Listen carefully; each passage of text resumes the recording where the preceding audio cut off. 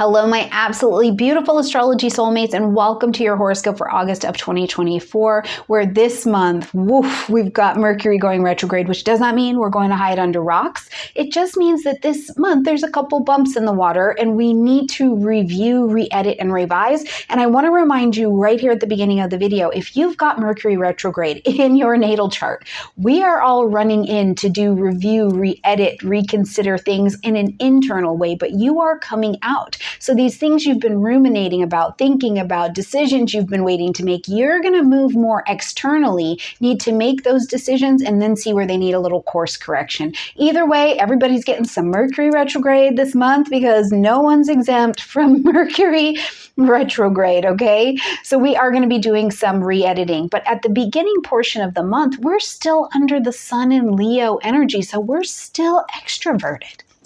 We're still looking for a little fun, a little pleasure, a little play, some of that joy. We're going to have the new moon that's going to happen in Leo, which is the Leo birthday present, right? You get to plant your seeds of intention in the Leo area of your chart for what you would like to begin, and begin it with your chest out. That is the Leo way at this particular lunation. So that's going to be absolutely wonderful to work with. Now, as we get mid-month, we get between the 16th and the 19th, we're going to see a little bit more choppy water as well in terms of the general reading. And that's because, one, we're going to see Mars is approaching this conjunction with Jupiter in Gemini. And this just turns up the busy, turns up the expansion, and sometimes it can be going a little bit too much. But then we're also going to see that Jupiter is going to come into a square with Saturn on the 19th. And this is big news. This is a major transit for us this month. And this can feel like tension. This is tension, and you maybe you're being very critical, or someone is being very critical of you, something that you thought was going to last for a very long time. It's this solid belief structure, physical structure, some kind of structure. You're starting to see it break down and dissolve, and you're like, I don't understand. I don't know what's happening. I don't know what's coming next. So that energy of not knowing, the uncertainty of that vibration can be really strong under that Jupiter-Saturn energy. Relationships, we can actually see that dynamics or structures in relationships are dissolving and breaking down because it's like, that doesn't work. We have to outgrow that. That's the point here, right? The square is saying we have to do something. What do we have to do? We have to outgrow a structure that doesn't fit what it's been trying to contain anymore. Now, Saturn is traveling through the vibration of Pisces, so I also really like to make note. If you struggle with addiction, if you struggle with immune issues, immunity issues, or you have people in your life who are maybe much older or new babies, things like that, these are energies to be paying attention to because there can be challenge around that. And what you're being asked to do to successfully navigate this particular aspect and challenge is going to be to let the structure fall away, gather new information, Jupiter and Gemini, and outgrow it. Take the action, Mars, to outgrow that old structure that cannot work anymore. Look at where you have to pick up your responsibilities and obligations in a different way to create the right kind of structure for the reality of where you're at now. So, and that can be a lot. That can show up in a lot of different ways, okay?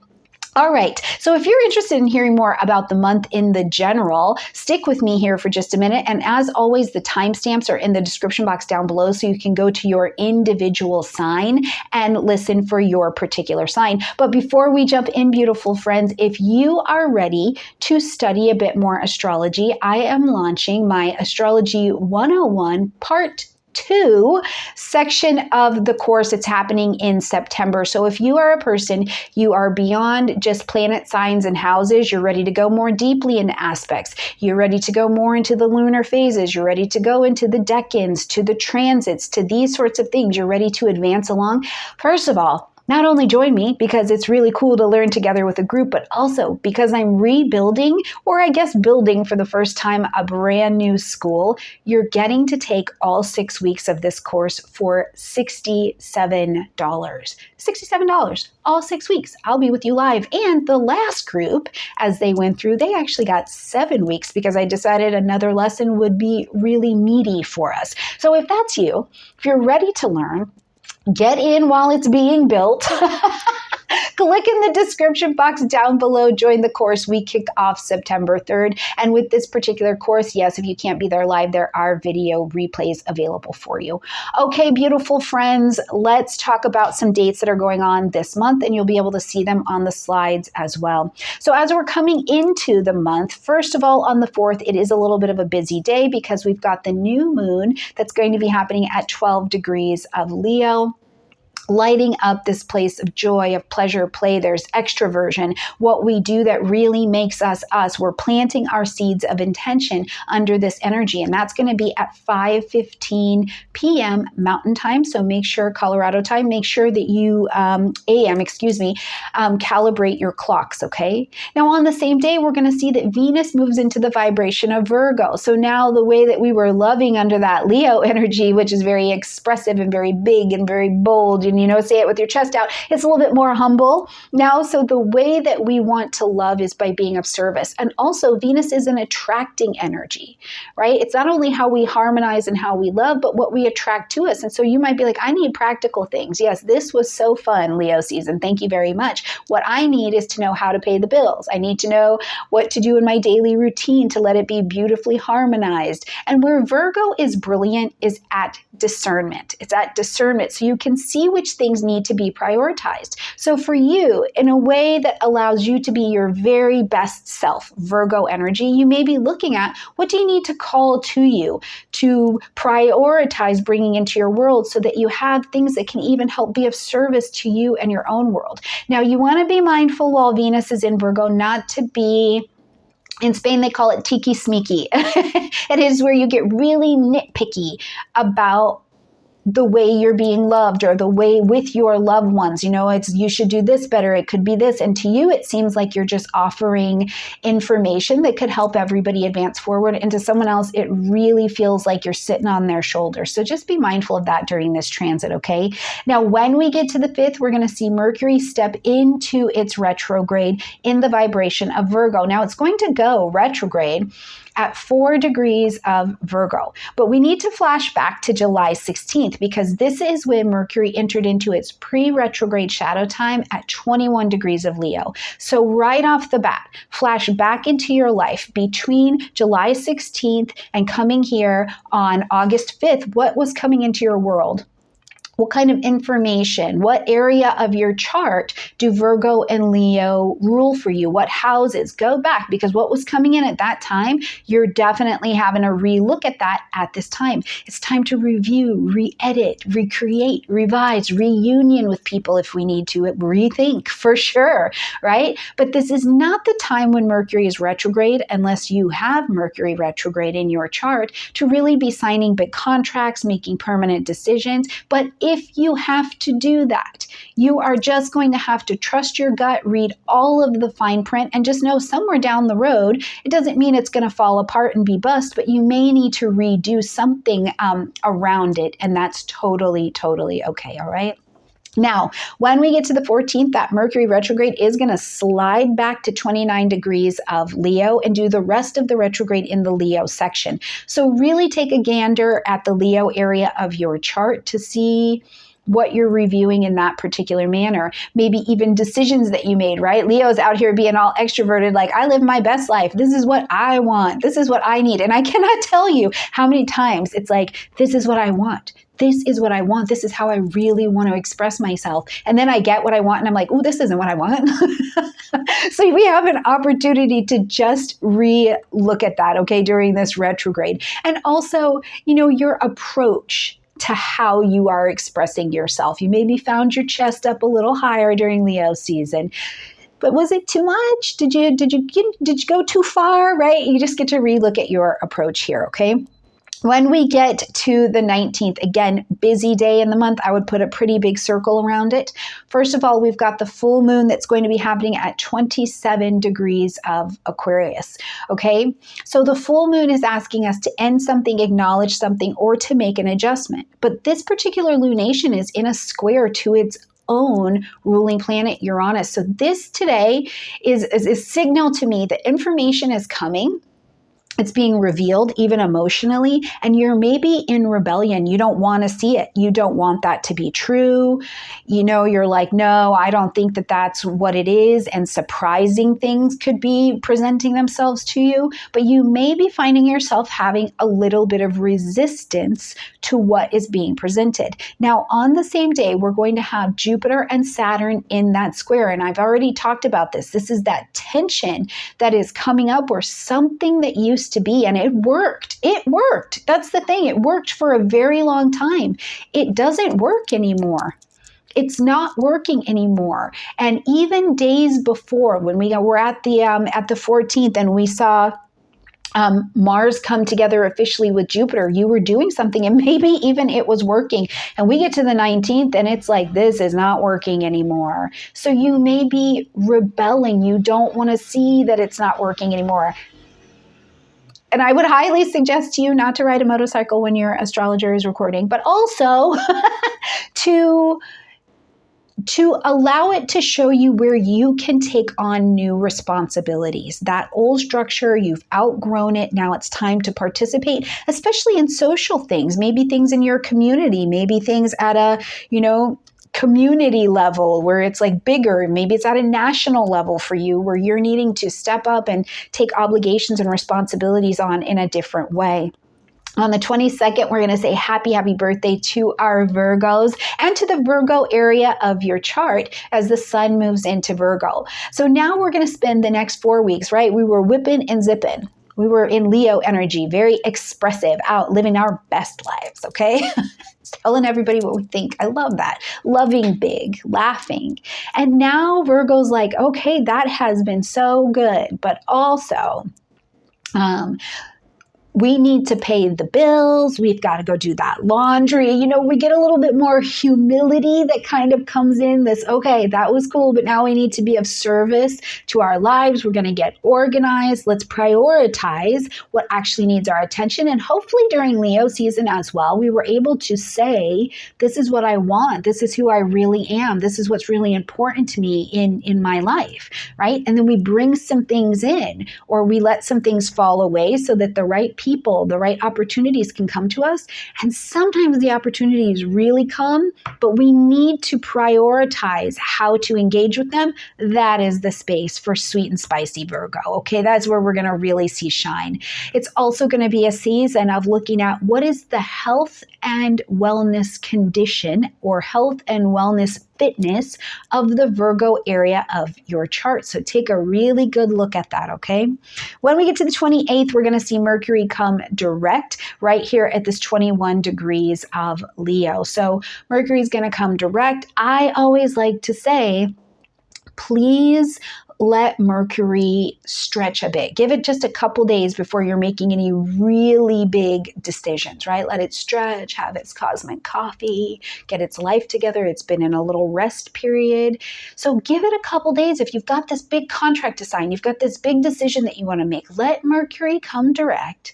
Let the energy kind of settle just a bit so that you are sure that you are clear about what you are doing. Now, if your life does not allow that, that's okay. Trust your gut, trust whatever you call a higher being, higher self, and move, right? There's no perfection except for the imperfection of how we're living and learning how to do this thing.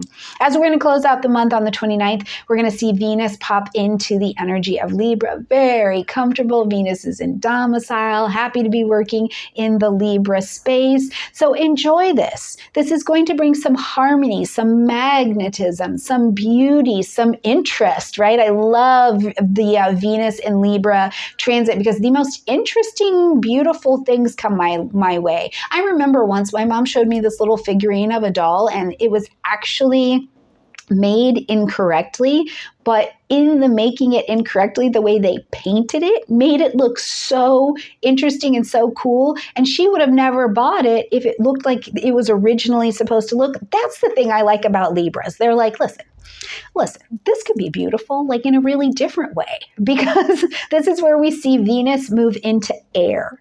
So you may also find during this season, you're loving conversation with people. You're loving the one-on-one conversation with people. You want to have these financial, relationship, relating conversations with people, and you're really enjoying it. Maybe you're even attracting that to you because Venus is an attracting energy.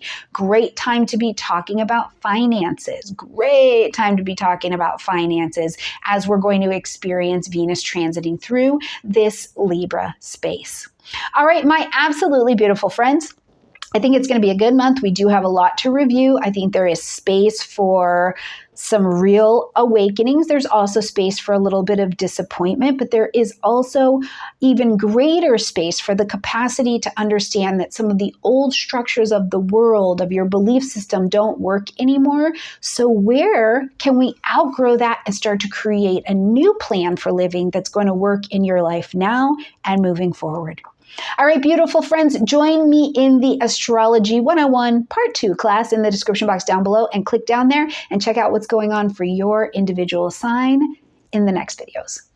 Bye, everyone. Hello, my beautiful Aries friends, and welcome to your horoscope for August of 2024. We're Aries this month. You get so much emphasis happening in this 5th house of joy, pleasure, play, things happening with children, things that are fun or exciting to you. And I really love that for you. And then we're going to start to see the energies also start to turn towards the Virgo capacity, which lights up the 6th house for you. So you're going to begin to turn your attention to, the August things of what's happening in your daily routine, what's happening with your health, your wellness. Do you have, a fitness routine in your life that is really, really serving you? So this month has a lot to offer in terms of looking at those two areas. And then we're also going to see that Mercury is going to take its retrograde in the energy of Virgo, backing up into Leo. So we've got a month where, there's plenty of cool stuff going on for you, Aries. There really is. There's the energy of being energized by Mars, also being in Gemini, Mars being your ruling planet. So you're, taking a trip, planning a trip, updating your social media, these kinds of things. But also there are some things that you need to be thinking about. We're going to go back over them and make sure that we've got the details sorted. So I want you to keep in mind to also be using this Mercury retrograde period time as not a time to go hide under a rock and be like, oh my gosh, I can't get anything done. Instead, I want you to use it as this beautiful time to review the things that are happening in the Virgo and Leo areas of your chart. All right, at the beginning of the month, Aries, on the 4th, we have got at 5:15 in the morning, and that is going to be Mountain Time, so Colorado time, so make sure you adjust your clocks, okay? We've got a new moon that's going to be happening at 12 degrees of Leo. Now, as this new moon is pouring in, first of all, it's an opportunity where you are planting your seeds of intention. This is the start of a 2.5-year journey that you're going on. But this particular new moon is also in this gorgeous connection with Mars and Jupiter. So as we're looking at that particular connection, what you're planting your seeds of intention around, especially with children, joy, pleasure, play, anything in your romantic life, something you feel like you need to express or where you're willing to take a risk, you have a lot of confidence that is actually going up around this. You feel like you can just make some really strong decisions and put your back behind it. And I absolutely love that. Now, the one thing we do want to be mindful of is even at this moon, we've got Jupiter moving into position to come into this square with Saturn. And as Jupiter and Saturn come into a square with one another, we have to rethink some things. We have to go, okay, wait a minute. What is it that I'm actually doing? Am I expanding, or am I promising that I can expand more quickly than what I'm actually capable of? Because as Saturn and Jupiter come together in that clash, it's a big deal. It is a big deal for us this month, and that's going to be happening officially on the 19th. So if you feel out of sorts or you're feeling confident but kind of unsure, just know that you've also got the retrograde coming up. So make the very best decision that you can here on the 4th, Aries, and you'll have time to review this, or you'll have time to get the things out of your way that prevent you from actually having this solid, beautiful expansion, okay?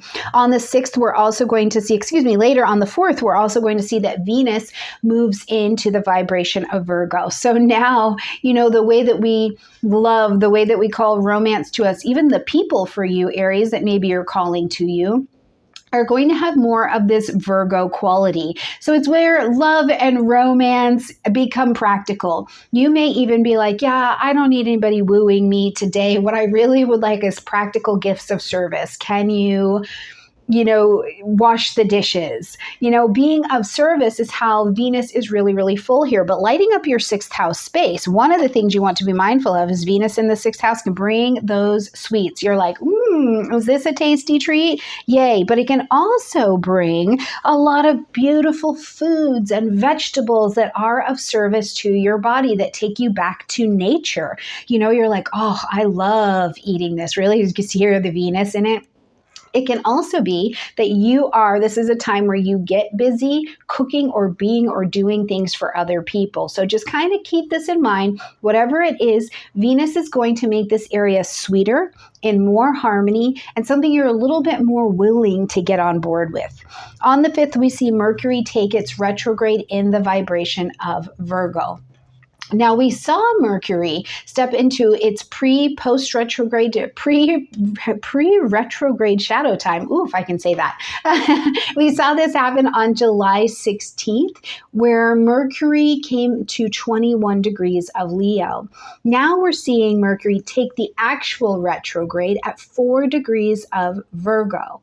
It's going to stay in this Virgo energy, not very long, just until the 14th, and then it will slide back in at that 29 degrees of Leo, and we'll see it come officially out of retrograde August 28th at 21 degrees of Leo, and we'll finish the full Mercury retrograde cycle on September 11th, where we see Mercury get back to that 4 degrees of Virgo and then continue to move forward. So as you're looking at this Mercury retrograde, between the Leo and Virgo spaces of your house, first of all, remember anything that came into your world or your view or you kind of needed to make decisions around by about July 16th, you have an opportunity to review those. Make sure that things are copacetic, they're on board, they're flowing the way that you want. Maybe new information is flowing to you, right? You were speaking, needing to negotiate something. Maybe you were inside some kind of contract, or you've been trying to get a contract going. Whatever it is,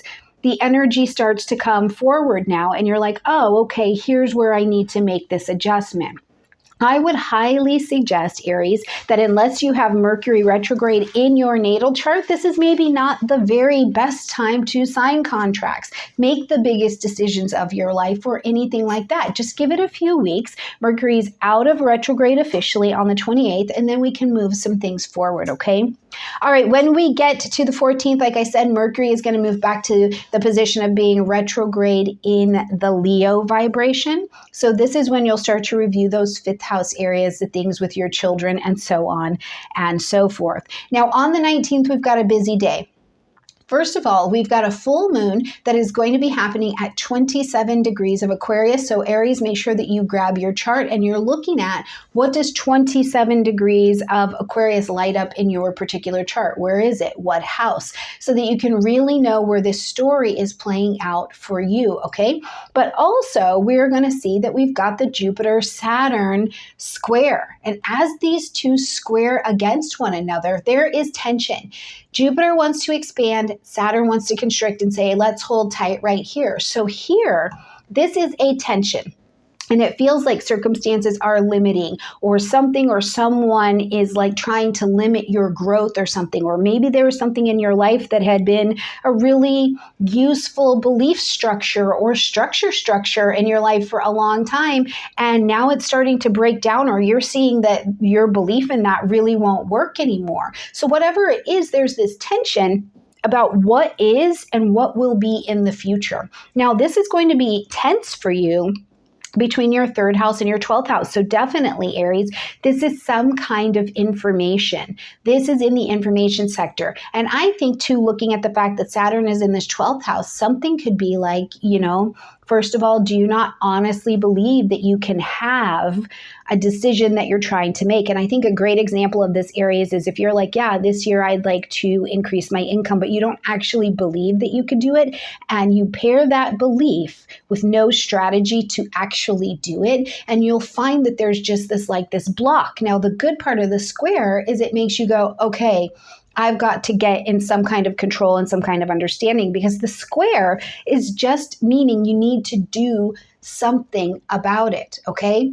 So you can come through the challenge. Now, the other side of this, Aries, I really think, and I'm sad to say it, I do think in some area of your life, it is possible for some of you that something having to do with some kind of addiction, whether it's porn, whether it's drugs, it's alcohol, it's whatever, you may be getting information that you or someone in your life is in this space, and there's like a block. It's a very difficult experience. I don't love that for any of you, but I do think that you may get some information around the struggle. And this is interesting too, because if you happen to be a person that is in long-time recovery, you could find, that you are hit with some kind of growth spurt right here, and you're realizing, I can't go any further than I am right now, so what do I do?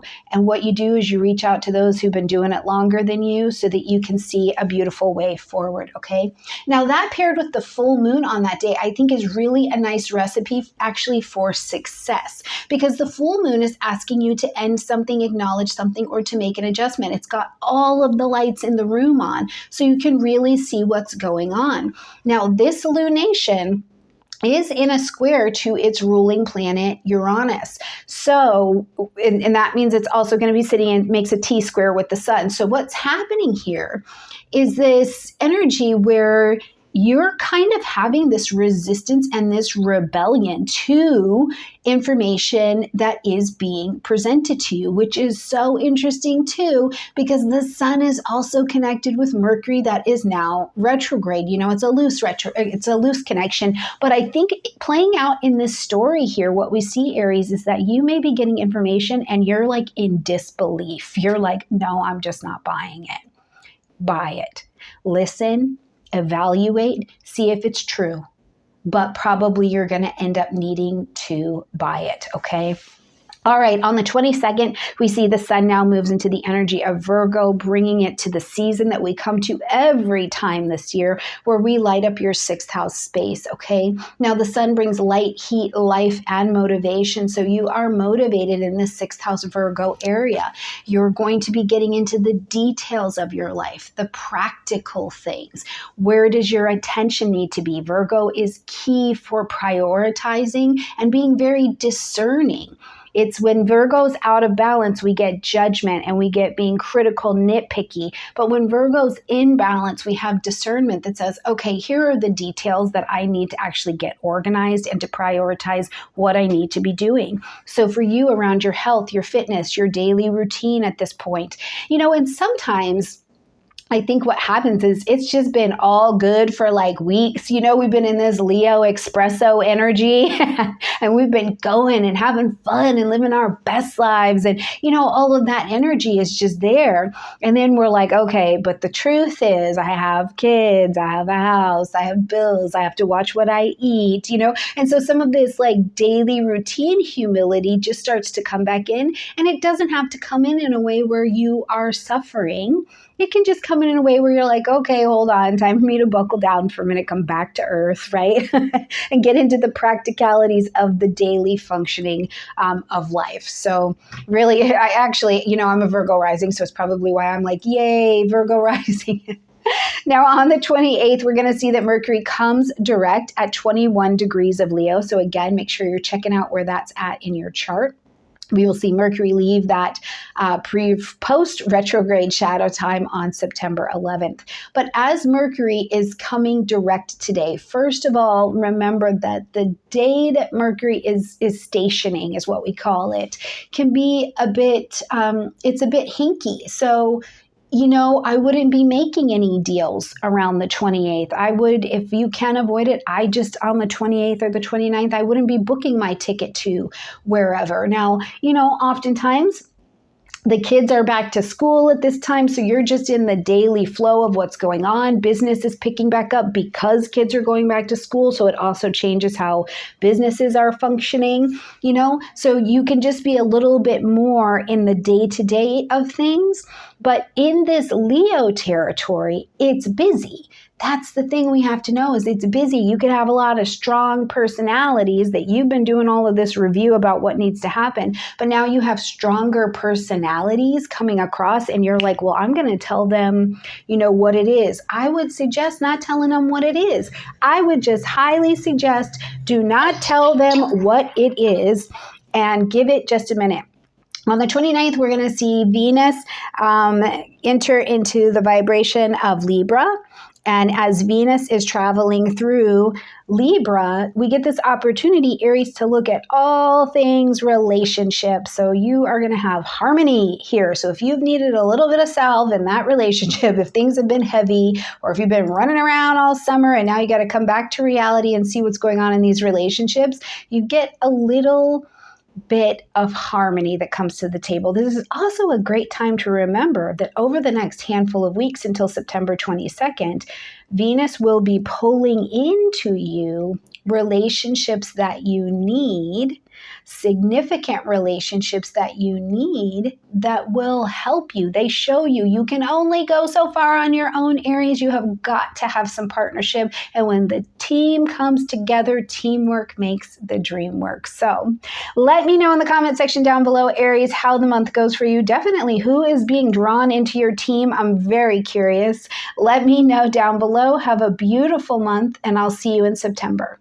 Beautiful Taurus friends, and welcome to your horoscope for August of 2024. And I want to tell you right out of the gate this month, Taurus, it may be a month where not only are you a lot more aware of your worth and your value. So we've obviously got money and value things on the table going on. And this is a good thing. This is good news. Uranus has been whirling through your sign. We've had Mars and Jupiter running through Gemini. So really lighting up this money house for you. And while it's this great thing where I really want to tell you to remember, know your worth. Know your worth, and not know your worth in your head, Taurus, but know your worth in your heart. And also in everything that you're doing, let your behaviors mimic and match that they understand the worth of who you are, whether this is in relationships, around finances, around food, right? Know your worth, because this month, with that Mars and that Jupiter energy moving through the second house, it really is a time where you might be spending more money, but you will certainly, by the time we get between the 16th and the 19th and the month in Taurus, maybe be spending more, or there's an expense, or there's a purchase, or there's something that comes up that is a little bit more money. And typically, it might freak you out. But now, being in this different place, you have an opportunity to realize that you're in a different playing field at this particular time than maybe you were a year ago. So whatever this kind of unexpected purchase is, I just want you to be mindful of it. I'll talk about that as we continue to go on. Let's break the month down by date. Right at the beginning of the month, Taurus, we've got a new moon happening at 12 degrees of Leo, and this is lighting up your fourth house space. So home, family, real estate, property, it's all things domestic. And now this can be, you're planting your seeds of intention, Taurus, and maybe you intend to move, or you want to redecorate your house. Maybe someone's moving into your house, or they're moving out of your house. Whatever it is, maybe you want to host parties at your house. That's a very Leo thing to want to do. Whatever it is, all things having to do with home, your parents, your roots are definitely going to be on the table. Now, the thing that I really like about this particular moon as well is that I think you feel comfortable and you feel confident in it, as this particular moon is in nice alignment with both Mars and Jupiter that are over in Gemini. So it's actually a very comfortable kind of conversation. Now, again, the thing I want to bring to your attention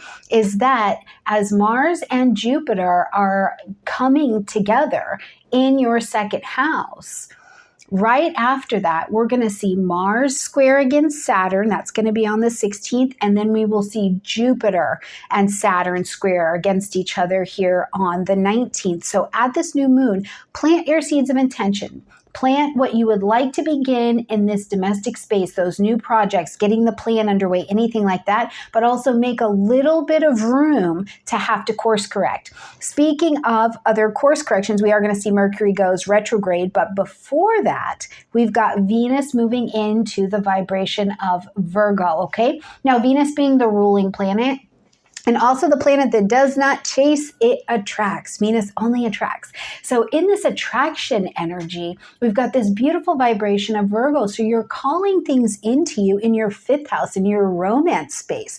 Do you want some romance? And is it practical romance, right? Like, that's so funny. I think that sounds only like really hot to Taurus people who were like, practical romance. Like, yes, you did the laundry. Yes, you paid a bill. Yes, you made food. You know, these very practical ways to show romance and to show service to one another. So whatever it is that you're doing in terms of your romantic life, I think that this can be particularly fun energy to play with as well. The 5th house has as much to do with children as it does just about these romantic things. So as Venus is traveling through here, all things children. Are your children going back to school? And now their new friends are being attracted in. You know, you're going to the school and you're meeting all the new parents, these kinds of things, and you're seeing who you're going to be attracted in for the school year. Are you trying to get pregnant? Are you getting ready to have your child? You know, whatever needs to be pulled into the arena of children, Venus is really going to be very helpful here. Now, on the 5th, we'll see Mercury go retrograde in that beautiful vibration of Virgo as well. So kind of keep in mind, that whatever comes up for you at this particular time, at these beginning days of Venus being in Virgo, as Mercury is going to go retrograde there too, you might have to have a conversation. You might have to review something a couple times throughout the month, and that's totally okay. Now, Mercury will go retrograde at that 4 degrees of Virgo, and we will see it come direct at 21 degrees of Leo here on the 28th of August, okay? When we get to the 14th, we've got that Mercury retrograde leaving Virgo and actually moving back into that Leo vibration. So you're starting here, you're reviewing this 5th house, and then on the 14th, Leo is going to take you back into the 4th house. So you're reviewing anything that you came up with, you started to put in play at the beginning of the month. You're reviewing things that began to come up around July 16th of 2024. So just take your time during your Mercury retrograde to review, revise, re-edit. And remember, if you have Mercury retrograde in your chart, this is your time for coming out, not necessarily so much about going in. On the 19th, busy day, very busy day. First of all, we've got full moon energy happening, okay? So we're going to have the full moon happening at 27 degrees of Aquarius. This particular lunation is also square to its ruling planet, Uranus. So that's a bit challenging, okay? That puts some challenge. You're trying to be rebellious over here. You're like, I don't agree with what's going on. And Taurus, I almost feel a little bit like at this particular full moon, while it's asking you to end something, acknowledge something, or to adjust something, you're being shown something and you just really don't want to change directions. You don't like it. Like, you just don't want to see it because this lights up your 10th house space. Okay, so we're talking about your career, your reputation, your name in public, what we call you before we see you, right? Do we call you grandma? Do we call you someone's wife? Do we call you boss? What do we call you in public? Because this also affects that particular energy. So I wouldn't be surprised at all if at this particular full moon, you know, something that you started during your new moon time almost 2 years ago, if you're going, I don't really want that. I don't have an ambition for that anymore. That's not the direction that I want to take that. We talked a lot in the beginning of the video about how your worth and your understanding of your own value has probably changed a lot in this last couple years. So you might also find out, Taurus, that you're like, yeah, I'm not buying that anymore because I don't want to aim for that. I would like to grow my wealth. I would like to grow my value in some way. Now, we've also got on the same day, Jupiter and Saturn coming into a square with one another. And this is going to light up your 2nd house and your 11th house. So for me, when I look at this, especially on a full moon day, I see that there's the tension. There's going to be tension now, whether it is that somebody's being really critical of you or you feel like something is limiting your circumstances and you're having a hard time getting your head around it, or maybe, you know, you had this belief structure or this even physical structure in your life, a friendship structure, something social in your life for a very long time, and now it's not working or it's starting to break down in some way, and you're having to find a different way to navigate. The challenge, I think, with this the most, Taurus, is that yes, you get unexpected news or the unexpected expense, purchase, information comes to you, but it's the uncertainty.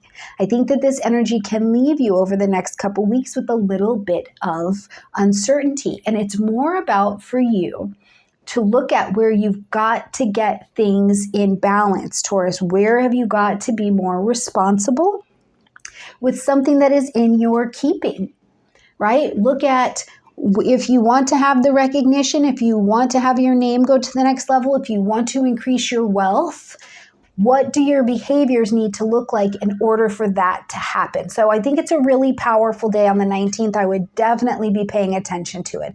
On the 22nd, we see the sun move into the vibration of Virgo, bringing light, heat, life, and vitality. And now, you know, in Virgo, we're moving our behaviors to fellow earth energy. So first of all, there is some semblance of understanding. You're like, okay, I get it. I get it. Yes, let's do grounded material things, material realm things. And that's something that you're very, very comfortable with.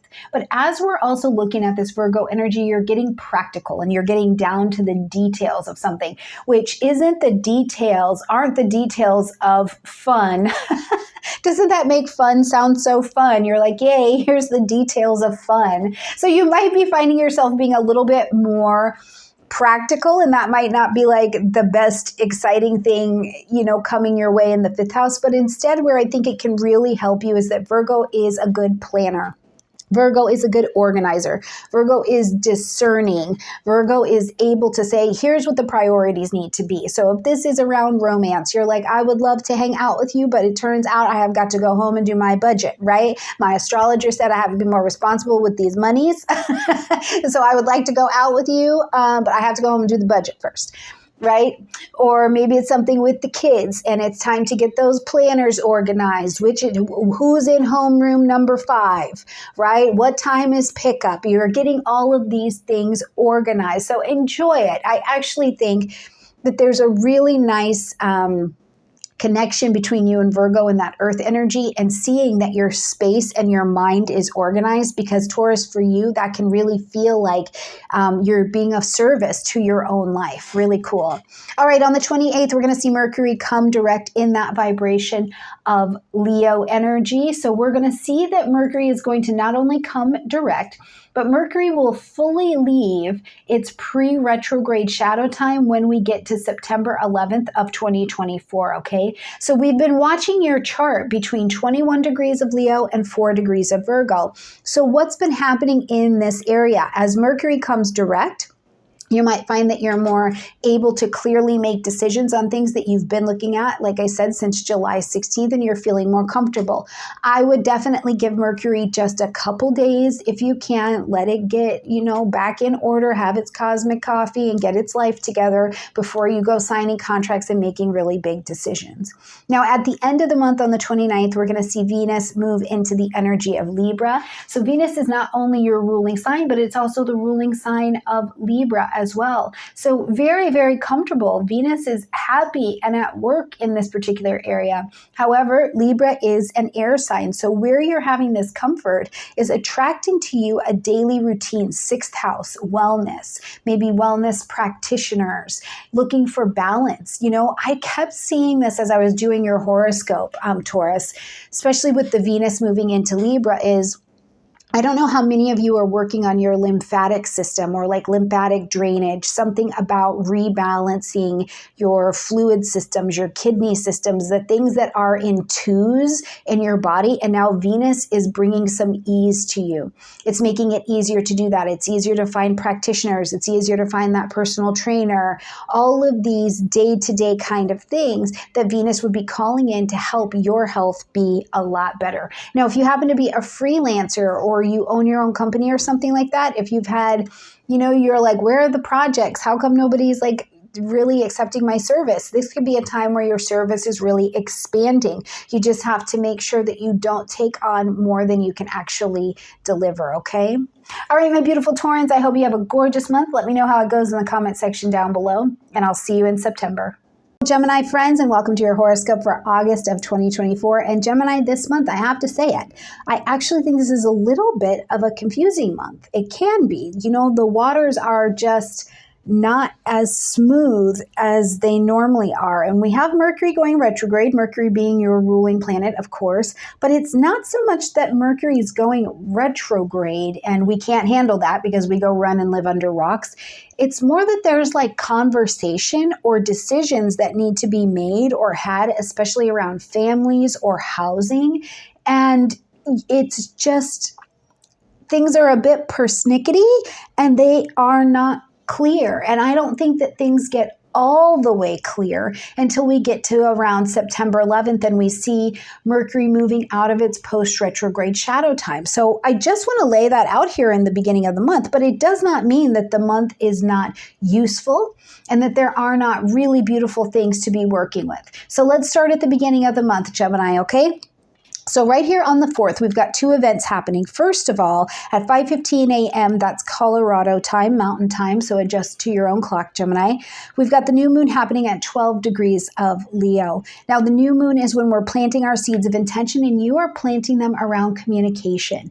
In your third house, contracts, communication, plans, maybe writing. You're writing something, you're studying something, you want to teach something, something with siblings, or I even at this point put business contracts in there as well. But there's such a sense to there's still a conversation around family. You as the child are having some kind of conversation, even if it's coming up just in meditation or something like that. Whatever it is, at this new moon, you're planting your seeds of intention to begin something new here. Now, Mars and Jupiter are in a lovely conversation with this particular lunation, so I think that you're feeling confident. The only challenge I see presenting itself is that Mars is going to come into a square with Saturn, and then Jupiter is going to come into a square with Saturn between the 16th and the 19th of the month. And this can bring unexpected things to your table.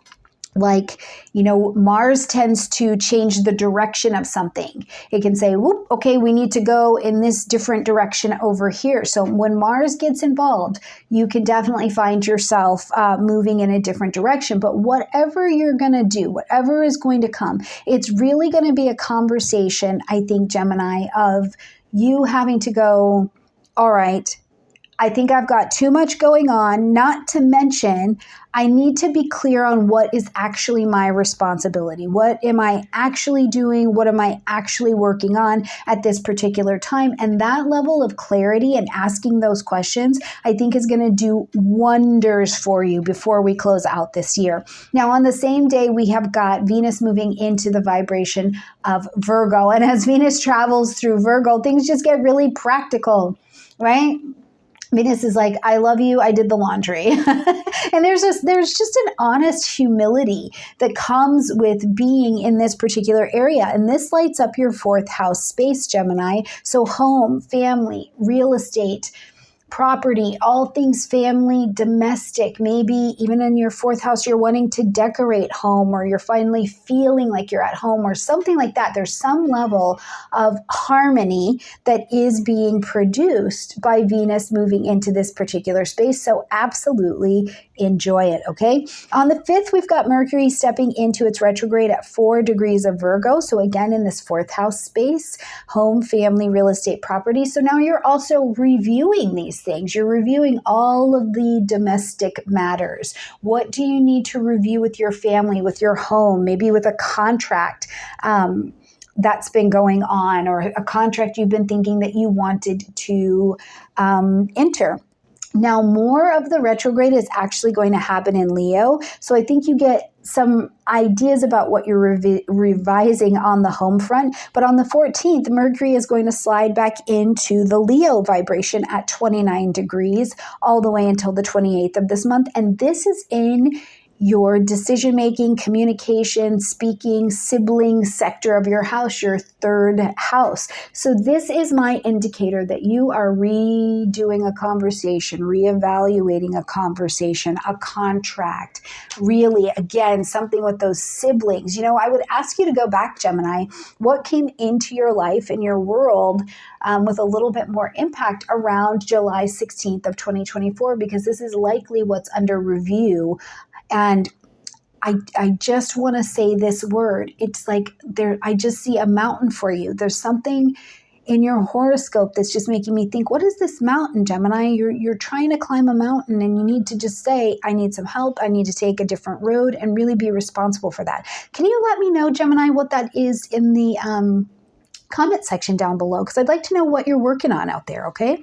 All right, on the 19th, we've got a very busy day as well. So first of all, we've got the full moon happening at 27 degrees of Aquarius, and this particular full moon is squaring its ruling planet Uranus. So there's some rebellion going on here, and this is your 9th house. So publishing, marketing, broadcasting, expanding out, higher education, training, long distance travel, these kinds of things, you're having a full moon energy. Now remember, just about 2 years ago, you were in the new moon time. So you were starting something in this publishing, marketing, broadcasting space. And now the full moon is showing you that you need to end something, acknowledge something, or pivot in a different direction. But you're rebelling.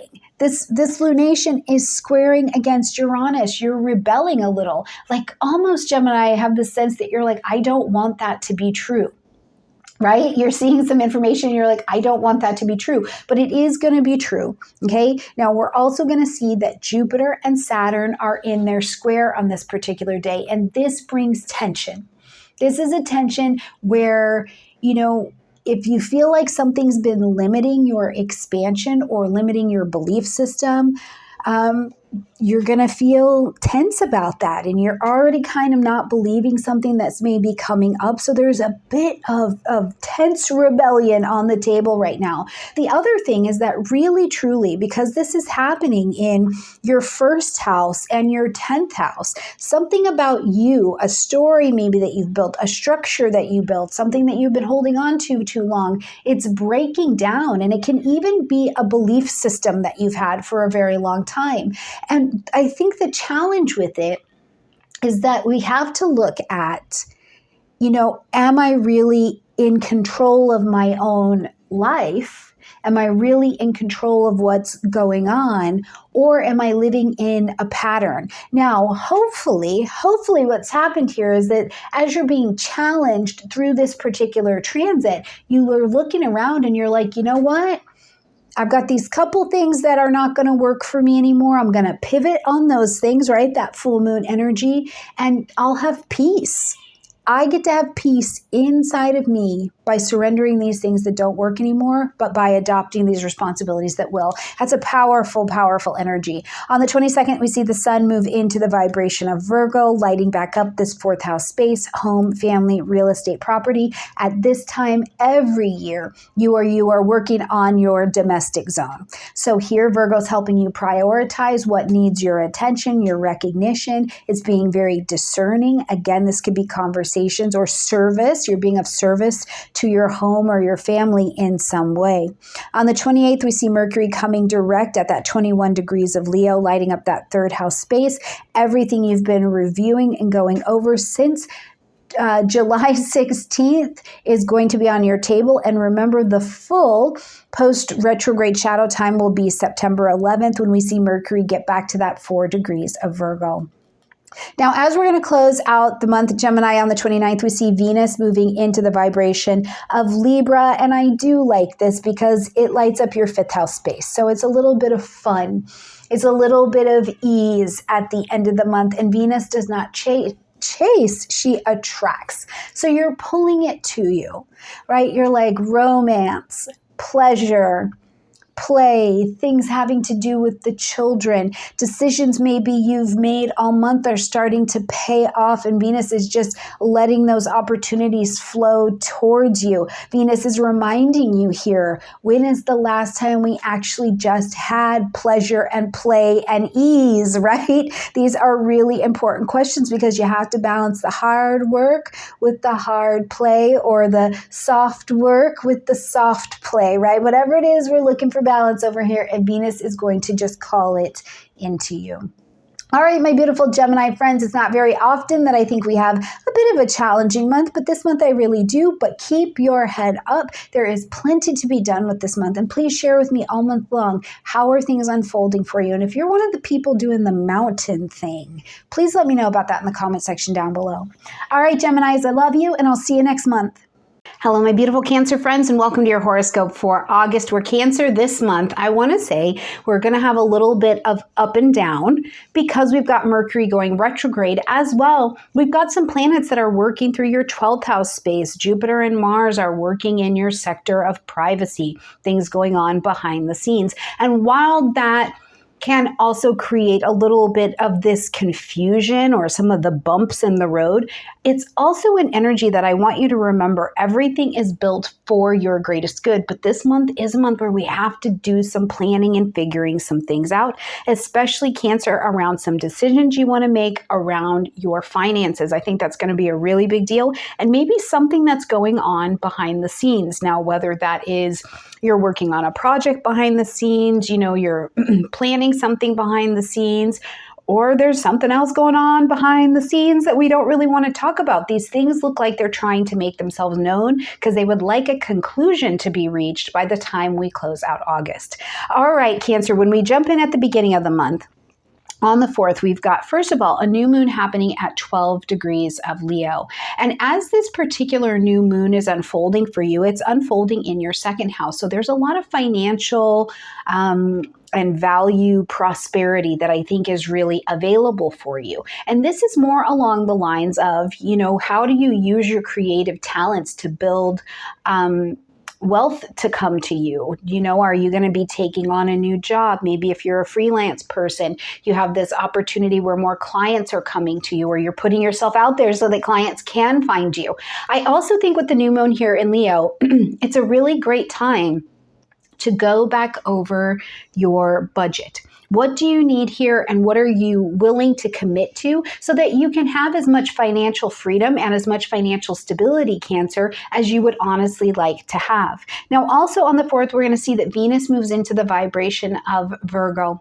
So as Venus is traveling through Virgo, first of all, we get this energy that is not as outgoing as Venus was when it was in this Leo energy, but here in this Virgo vibration, it's lighting up your 3rd house space. So you may really be attracting conversations or communications of every variety that are really, they're just coming right to you. Maybe there's a contract or an opportunity to learn, something's going on with your siblings. All of these communicative things might just be nicely coming to you. They're magnetizing to you. Now, Venus is also still Venus. You could be, having conversations with someone and there's a romantic tilt to what is going on in that conversation. Whatever it is, as long as it's above board, I think that it's good to go ahead and enjoy that. But on the 5th, we're going to also have Mercury step into its retrograde in this Virgo space as well. So this is where things start going a little bit more up and down, and they can be a little bit more confusing because with Mercury's retrograde, the first half from the 5th to the 14th is going to be in Virgo. So it's looking at all of these 3rd house things: siblings, learning, communication, short distance travel, anything that has to do with how you communicate. This is all being reviewed at this time, and you might not be really sure of how something needs to change. So you're having to re-edit, review, revise. You're having to reunion with people. Maybe you're literally having to meet up with them again and go back over a contract and get the truth of more of the details or something like that. But then when we get to the 14th, we're going to see that Mercury slides its retrograde back to 29 degrees of Leo. So from the 14th to the 28th, we've got now this retrograde energy back in your second house space. So you can absolutely, Cancer, expect for there to be some review, some confusion around your budget, your income, how you make income. I also think, though, your values. What do you value in life right now, Cancer? How are you valuing yourself? What's your self-worth energy? For some of you, too, with Jupiter in this 12th house vibration, I kept thinking there's something going on with your possessions. Are you in like a legal battle and, somebody's getting half and they're taking the possessions, or you're taking possessions? Something around your possessions. That's some very second house kind of energy. But Jupiter over in the 12th house is like, whoa, there's some behind the scenes expansion going on, and it may actually be in your possessions as well. Okay. Now on the 19th, we're going to see the full moon happening at 27 degrees of Aquarius. And this particular full moon is actually square Uranus, one of the ruling planets of this lunation. And I think that this is important because it lets us know that there's some kind of rebellion here. Something, it could be surprising, comes out of nowhere. The full moon is asking you to end something, acknowledge something, or make a very big adjustment to something that's going on. Maybe you need to pivot so that you're moving in a different direction with something, or the energies themselves get going. And Uranus here is going to kind of bring the surprise element of shocking something or adding the electricity in to get it moving a different direction. Now, I also think that in the weeks that follow this particular full moon, because this is lighting up your 8th house space of joint resources, intimacy, and assets, this has to do with sex and healing. This has to do with your reproductive organs, your reproductive system, but it also has to do with death, debt, taxes, inheritance, these kinds of things. It's as equally possible that there's some kind of ending or culmination coming to, a resource. Maybe you've been waiting for a big payout on royalties or a settlement of some variety. Maybe your partner is getting a really nice promotion and you're getting this money coming in, or is there an inheritance that's coming to you? Whatever it is, this can be an indicator of some kind of increase, but the really important thing here is going to be to use all of this second house energy to be really wise with what you're doing with your resources this month, okay? Now, on the same day, we're going to see that Jupiter is going to be in a square to Saturn, and this is a major aspect for us. So here, what we're going to see is tension, okay? This brings some tension to the table because you feel like there's something really critical that is disintegrating or it's falling apart. Maybe something from behind the scenes. Jupiter is in this 12th house space, something from the past. Was there an illness or a person from your past, or a conversation even from your past, something with legal things from your past, travel from your past? Are you going back to past academic things or something in the past that you wanted to publish? And now it's squaring against this Saturnian energy, and you're going, wait a minute, if this is going to stay real in my life, I have to be different about my responsibilities. I have to step into my responsibilities and my obligations in a really different way, right? So it's going to be, I think, a tense clash that is happening. But the point under this is that you can do well in this transit if you do go in willing to see what surprising information is maybe revealed for you this day and accept responsibility for just the part that is yours. And sometimes the part here with Jupiter in the 12th house, Cancer, has to do with spiritual development. And that can be challenging because when we're developing spiritually, there's no immediate gratification to it, right? It's not like you pay your bills and then you get more lights. It's not like that. Sometimes it's like, you're giving out forgiveness, or you are, staying in a commitment longer than you've ever stayed, and you're growing spiritually, you're growing in your responsibility in that way. And you don't really see the results, for 5 or 6 months, but it doesn't mean that the magic and the unfolding is not happening. When we get to the 22nd, we're going to see the sun move into Virgo, lighting up this third house space that Venus and Mercury have already been working on. Now the sun's bringing light, heat, life, and vitality into this space. So all things communication projects, maybe if you did need to sign a contract or you needed to go back and review a contract that you want to sign. And sometimes because Mercury is retrograde too, you're literally going back to some kind of contract or communication you had, like re-upping your vows. Right? Like you're re-upping your vows in some way.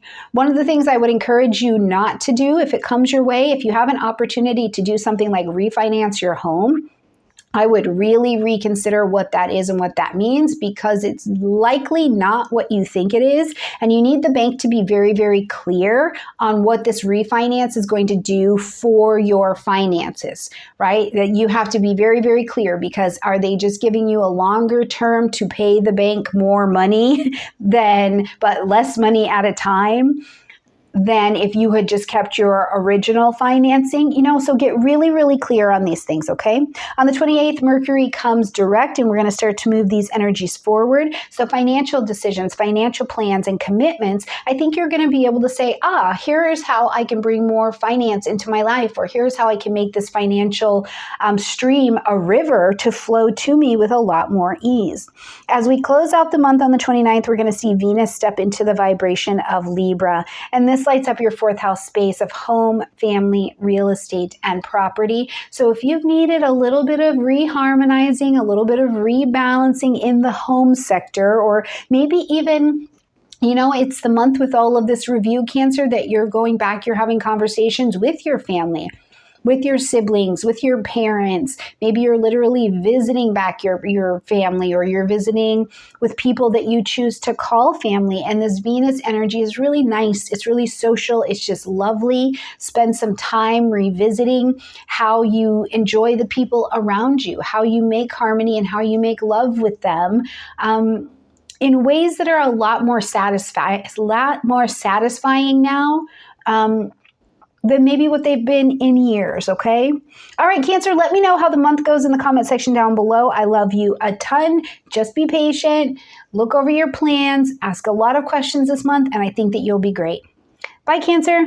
My beautiful Leo friends, and welcome to your horoscope for August of 2024, and happy birthday to the Leos that are on this side of the birthday cusp.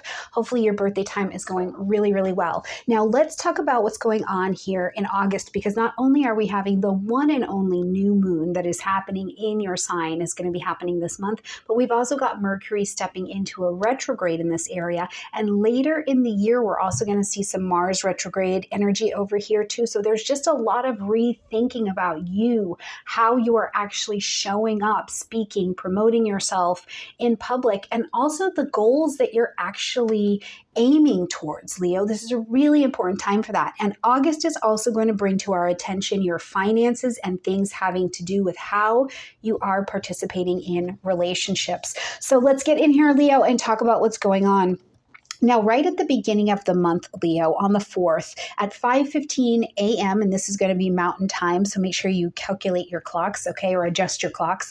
The new moon is going to be happening at 12 degrees of Leo, which is awesome because it just creates this open pathway for you to plant your seeds of intention, Leo, for what you would like to experience, how you would like to experience yourself, what you would like to grow into and develop in this next portion of your year. And that's everything, Leo. Professional things, personal things, relational things, financial things.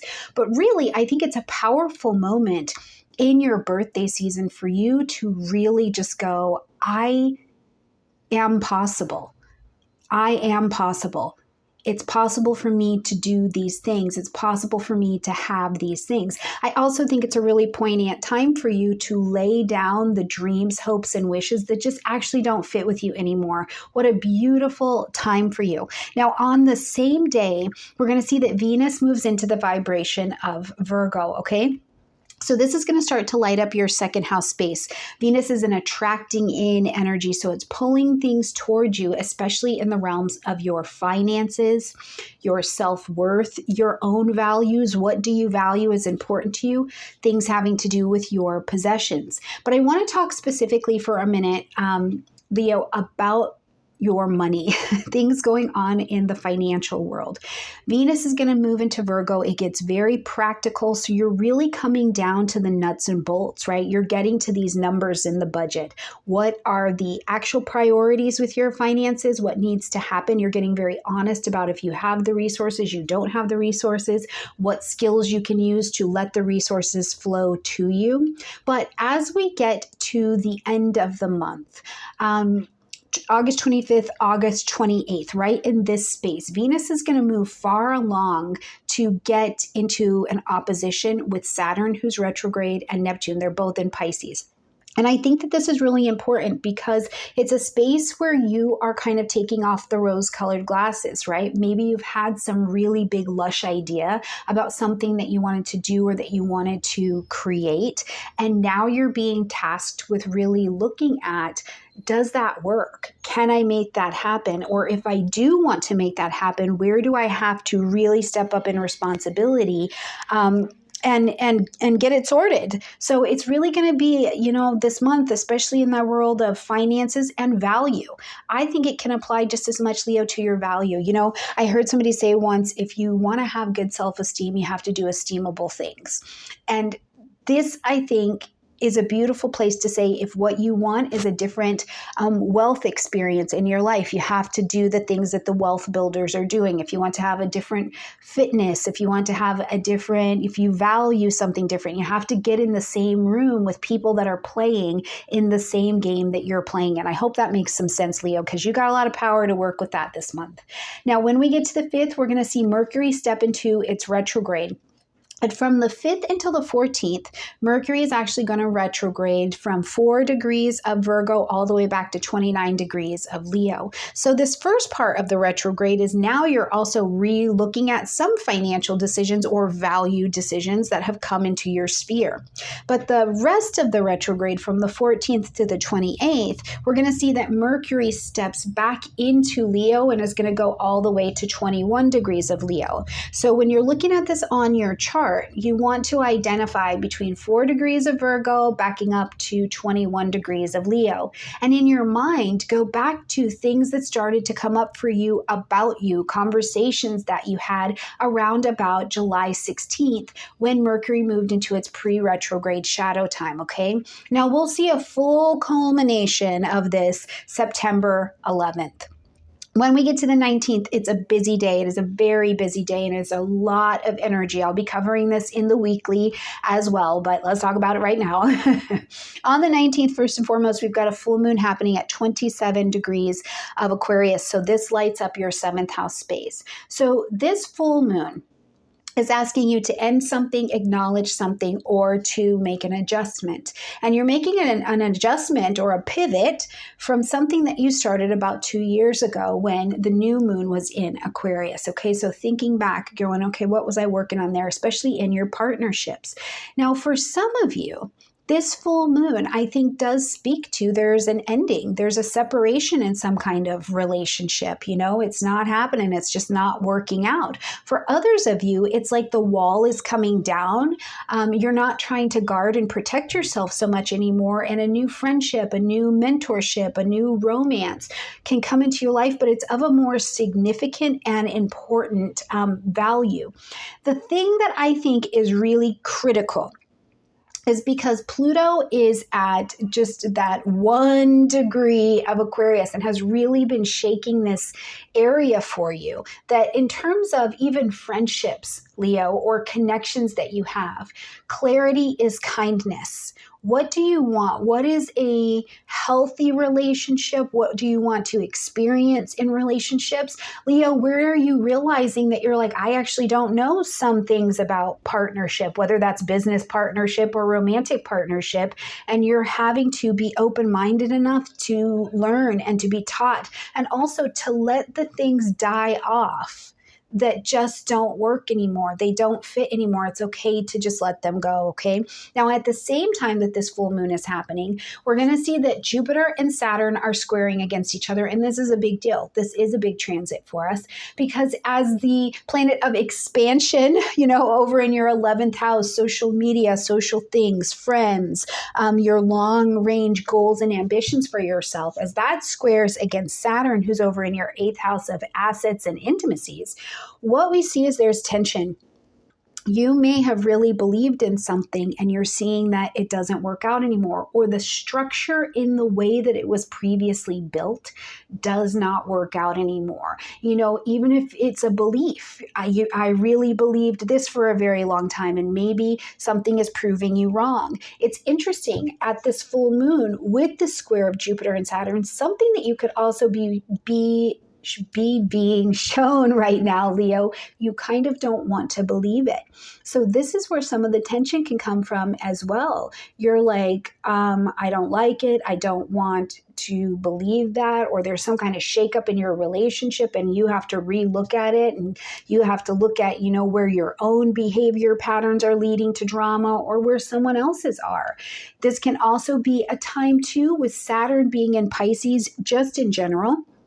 I think it's a time, Leo, to be really serious about considering your relationship to drugs, alcohol, gambling, any of the things that get the spirits lifted, or those that are in your world who also have a connection with that, okay? Now, to the Jupiterian side, there could certainly be things that come up that have to do with, further education, higher education, travel, expanding out, these sorts of things. The point is, on the 19th, with this culmination of transits that's happening this day, I think that you can do really well with them if, first of all, you're willing to believe a little bit of what's being shown to you.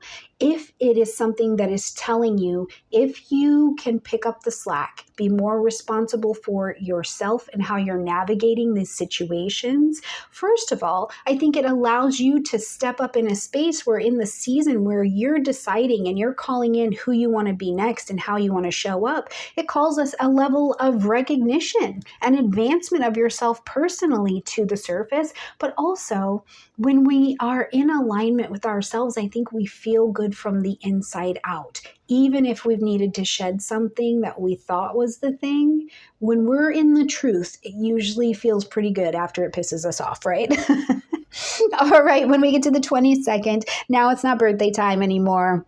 You know what? I saw this meme. I'm just going to share it with you because I thought it was funny. But they said, the only thing wrong with Leo season is that the dusty Virgos come in next. And it's terrible. But I really thought it was funny. And I think of you guys every year that I see it, okay? But it is going to be Virgo time. And they are very, very useful. We need all 12 signs, beautiful Leos. So the Virgos are going to help you here in this money sector of your chart. So be very nice to the Virgos, okay? Because they're going to help you get organized and really get clear discernment over what needs to be happening with your finances, where you need to make some decisions to get organized. And also, Virgos are really good about time management. So we pay for everything in the currency of time. So if you're spending too much time, Leo, on something, it's going to tell you, hey, you need to relook at that. Now, the other thing I think of is Leos, if anything comes up for you around health and you're having to spend a little bit extra coin, a little bit of extra money, or it is important to make that health investment, this may be a great time to do that, okay? On the 28th, we see Mercury come direct in that vibration of Leo at 21 degrees. So now you can start to sign those contracts, make decisions, move some things forward. As always, I really suggest give Mercury just a couple days if you can before you make those really big decisions so that it can just kind of come back online a little bit. You know what I mean? Have its cosmic coffee and get its life together before you're like, Mercury, I need to sign contracts, So if you can just give it a couple days, that would be great. If you cannot, trust your gut, trust whatever you call a higher power, and move forward the best that you very well can. As we close out the month on the 29th, we're going to see Venus move into Libra, now lighting up your third house space. So Libra is going to be this space where Venus is calling in new communications to you. You could find yourself being incredibly social, or your social life is like starting to pick up in some way, and it's fun. You like it. It's a really nice social space. Maybe you're going to more social things. It could even be a time where in the third house you are writing, speaking, updating the website, doing something with your siblings, something like that. But Venus is bringing a lot of harmony. It's calling a lot of harmony into that particular space, as opposed to an abundance of challenge. So really try to enjoy that over the next weeks that we're going to experience that transit, okay? All right, my beautiful Leos, have a great rest of your birthday month, and I look forward to seeing you in September. Hello, my beautiful Virgo friends, and welcome to your horoscope for August of 2024. And to the Virgos that are on this side, I want to say happy birthday to you. Now, it won't be until the 22nd of the month, but you know what? Take the whole thing. Take the whole thing. Do it. I want that for you. Virgos, listen, this month, though, we do need to kind of get organized, because life could be a bit humbling this month. It doesn't mean that it's bad. It just means that we're really going to need to pull in a lot of attention, because this month is so much of it is focused on you. You're going back, you're looking at who you were, decisions that you've made, and things like that. But we're also finishing up the Leo energy, which means we're in the territory of the 12th house. Things that are behind the scenes, things that are hidden. Maybe you're working on something behind the scenes. But also there's a great deal of focus on karma. The karmas from the past. That's what we're doing in the 12th house. Now, I also like to celebrate the dharmas that come from the past as well, where you've done something really well and you're kind of getting that payback moving forward. But there is a lot of reflection of the past happening this month. And typically this happens before birthday time every year anyways. But this month I think is particularly potent for you, because we've got Mercury, your ruling planet, going retrograde. And we're also going to see that Jupiter and Saturn are coming into the square, a square, on the same day that there's a full moon. So this month, I do think we have to buckle down a little bit more, Virgo. Celebrate birthday time for sure, but we need to get organized and we need to see what's really going on. So let's talk about this month. Right at the beginning of the month, on the 4th at 5:15 a.m., that's Mountain Colorado time, so make sure you adjust your clocks. We're going to have a new moon happening at 12 degrees of Leo, and this is lighting up your 12th house space, okay? So all of the things, Virgo, that are going on behind the scenes. Now, if you have been working on a project behind the scene, or you're doing research, or you do work where you're one of the behind the scenes people, maybe you work on cold case files, things like this. Maybe there's something going on with someone who is in a place of seclusion, jail, institution, nursing home. Maybe you've got babies who are in particular units, or people with special needs in your life. This could be a real focus on them at this particular time. And you are setting your seeds of intention to say, okay, moving forward, I want to be of the best service I can be in this particular area, to be of aid to anyone who's needing my help. Because likely also what you're experiencing is something that may be an opportunity for you to really deeply, first of all, rest and reflect and be a healer while also healing. The other thing I want to tell you is that because this is a new moon in the 12th house, engaging and embracing your spirituality this month is absolutely fantastic. Rest, reflect, go back over your own spiritual practice and where you feel like you are still doing well with it. Maybe where have you advanced with it, or maybe something's fallen off. On the other side of things, if you needed to see a healer, or you need a healer to come into your life, and whether that healer is a shaman, someone from your ancestry line, a therapist, a counselor, a sponsor, whatever this looks like for you, to heal something that goes on behind the scenes, this is the time to plant your seeds of intention to call it in. And I think you get a little bit of help with that, because on the same day, on the 4th, Venus moves into Virgo, moves into your sign. So first of all, Venus is attracting, it's pulling in, pulling in, pulling in. So what you need to really be your best, have the best you. You're putting the feelers out there and Venus is calling it right to you. So you may be calling a new relationship to you with someone who helps you heal or someone who is a part of that dharma or that karma. But likely what you're pulling into is about bringing harmony and bringing a little bit of ease. Now, the other thing I like to celebrate when Venus is in the first house is that you get magnetic. It just brings you a little bit of beauty, right? Not a little bit. It brings a bit of beauty and attraction. So if you're thinking, I want to go for a different style, or I want to change my clothes or my hair or my aesthetic in some way, this is the time to be able to do that, okay? When we get to the 5th, Mercury, the ruling planet, is going to go retrograde at 4 degrees of Virgo. So just 4 degrees of your sign. Now, Mercury is going to stay retrograde in Virgo from the 5th all the way until the 14th. So in this time, you're just reviewing decisions you've made. You know, maybe you're reviewing those outfit choices that you've just made, right? Whatever this is for you, you're going back over it. And there may be a bit of initial challenge or lack of clarity, but your identity and how you're building your life to live in alignment with that identity are definitely under review. Now, from the 14th going all the way till the 28th, Mercury is going to be retrograde back into that Leo vibration. So now we're going back into the space of the 12th house, the things going on behind the scenes. So you're relooking at your past, that karma. You're relooking at anything that has to do with your spirituality, anything that still causes you fear or anxiety.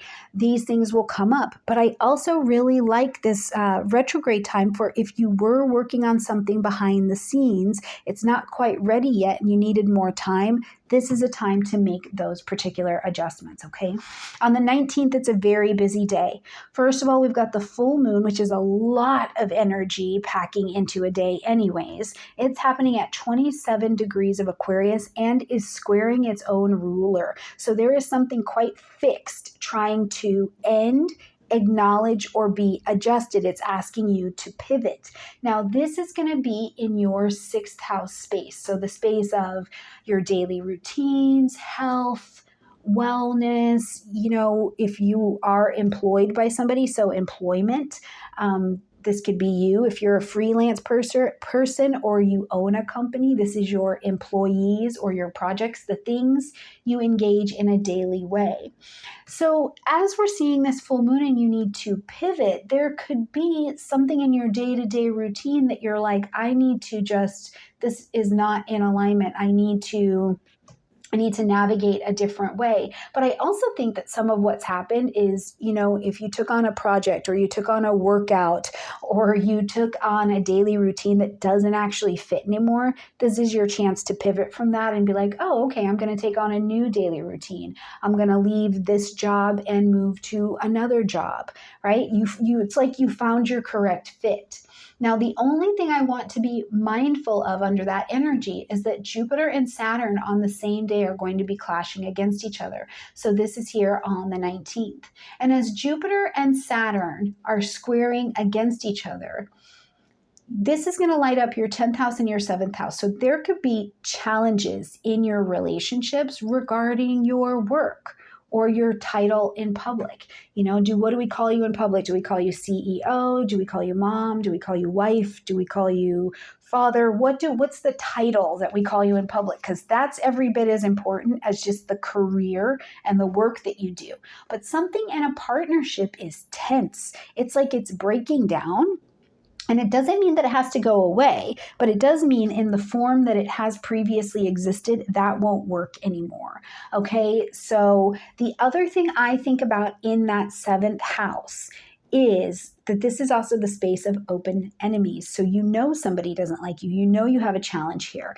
So if you have an open court case and you know the person you're going against, or you know you've got a challenge with a neighbor or something like that, there is a particular tension that's happening here. Now, the way to survive, I think, the entirety of the 19th and the next 4 weeks that really come under this energy is looking at where you have to pick up more responsibility, like where you have to really own your side of the street, no blame game, no passing it over, no rose-colored glasses. Where do you have to pick it up?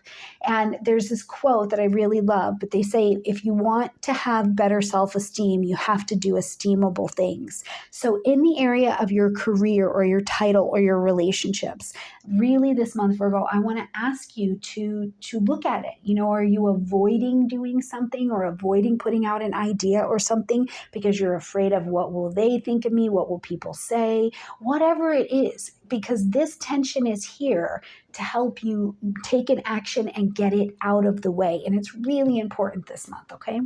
All right, when we get to the 22nd, it's birthday time. So we've got the sun lighting up your first house, bringing light, heat, life, and vitality, and of course, bringing you into your own personal new year. Now, for the rest of us, this will bring, energy to the Virgo area of your chart. So wherever that's at, it's having a little birthday celebration as well.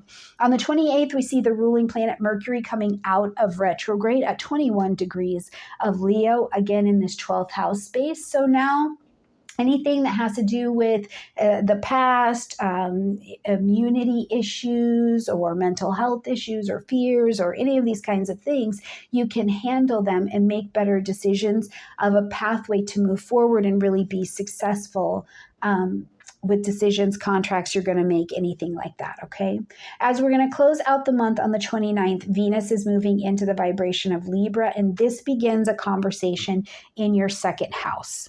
So Venus, again, is an attracting energy. So Virgo, what you're needing in terms of finances, your own self-worth, your value, how you value yourself, what are your values at this point? This is going to begin that particular conversation. Now, also keep in mind that during the Mercury retrograde, you might have looked around and gone, I don't know that this is working for me. And then the full moon brought in a space where you're like, yeah, I'm willing to pivot and change a different direction. And that could have financial benefits that come with it as well. And sometimes the benefits are the self-worth benefits because you know what you value and you know yourself. So no matter what decision you make, you're like, yeah, this is in alignment with who I am and it is worth more than gold, okay?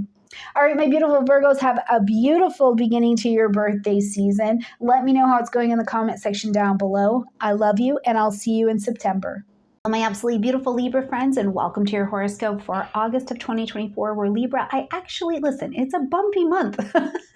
It just is. But I feel really good about the month for you, most particularly because you've got Jupiter traveling through your 9th house, which is this house of publishing, marketing, broadcasting, international travel. It's all things expansion, higher education. And Mars is also joining this energy, and they're going to actually come together this month. So there's a lot of expanding that is available for you. If you wanted to take that training course, or you wanted to go on that long distance trip, or you have international business, media, podcasts, any of these things, this is really a nice month where you have a lot of action to be able to take around those things. It's the fact that we get Mercury retrograde and we get a Jupiter and Saturn square. Those are where the bumps are kind of at for the month. But let's jump in and talk about the month, okay? So right at the beginning, on the 4th, we've got a new moon happening at 12 degrees of Leo. And this is going to be happening at 5:15 a.m. And that's going to be Colorado time. So make sure you adjust your clock, okay? But this particular new moon is going to be happening in your 11th house. So lighting up this place of friends, friendships, social things, social media, social connections, even lighting up things today like your ambitions, your long-range goals and designs for yourself. So at this new moon, I would encourage you to, with a lot of confidence, Libra, plant your seeds of intention. What do you want around friendship? And I tend to find that the best way to figure out what you want to have come to you around friendship is to figure out the kind of friend you're willing to be, and to also figure out if the kind of friend you're willing to be is truly the kind of friend that you are showing up as. Because when you get in alignment with that, you're going to naturally pull to you those that are just like that. So what are you willing to commit to have really nice friendships in your life? What are you willing to commit to have that lush social media life working well for your business, or however you use it, for the organizations or community things that you serve? Where are you willing to have this just really nice recommitment to bringing something into your life? There's nothing more delicious than really finding your tribe. Now, on the same day, we're going to see that Venus moves into the vibration of Virgo, and this is going to be lighting up your 12th house space. So there is a fair amount of work that you're still continuing to do behind the scenes. The 12th house is about being behind the scenes. So when we're talking about Venus, though, Venus is not this action-oriented, or her action is not to just go out and get it. Venus is an attracting in kind of energy. So where she's also trying to attract to you in this 12th house is to naturally attract rest, naturally attract spiritual friends, naturally attract people and situations and opportunities and health and rest connections to you that are your absolute and very best. Where there have been challenges behind the scenes, maybe it's something that has been, has there been sickness? Has there been resentment? Has there been a love affair going on behind the scenes? Venus is trying to bring a little bit of a healing salve here to this particular energy. It's also incredibly, incredibly creative. So play that music, dance that dance, sing that song, just really enjoy it, okay?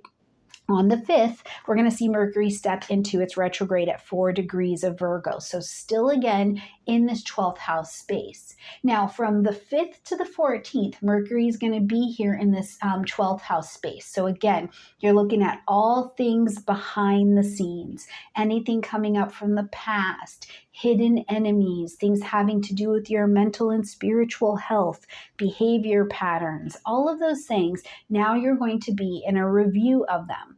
But from the 14th to the 28th, Libra, Mercury is going to be retrograding back through that Leo energy. And where your attention goes to at this time is going to be back to the friendship group. So again, if you were finding that you're trying to work out this friendship zone, but you're realizing it needs a little bit of a review, what even are your aspirations? Are you clear about your goals in your friendship or your social life, or who is actually your tribe? This Mercury retrograde is going to, I think, help get some of the confusion out of the way and bring more clarity. But things do need to be revisited, reviewed. Maybe you have to reunion. And also, maybe you have to recommit to really figuring out, are these people my people? It's kind of a nice energy to work out, I think. On the 19th, very busy day. I would put a circle around it on your calendar for sure.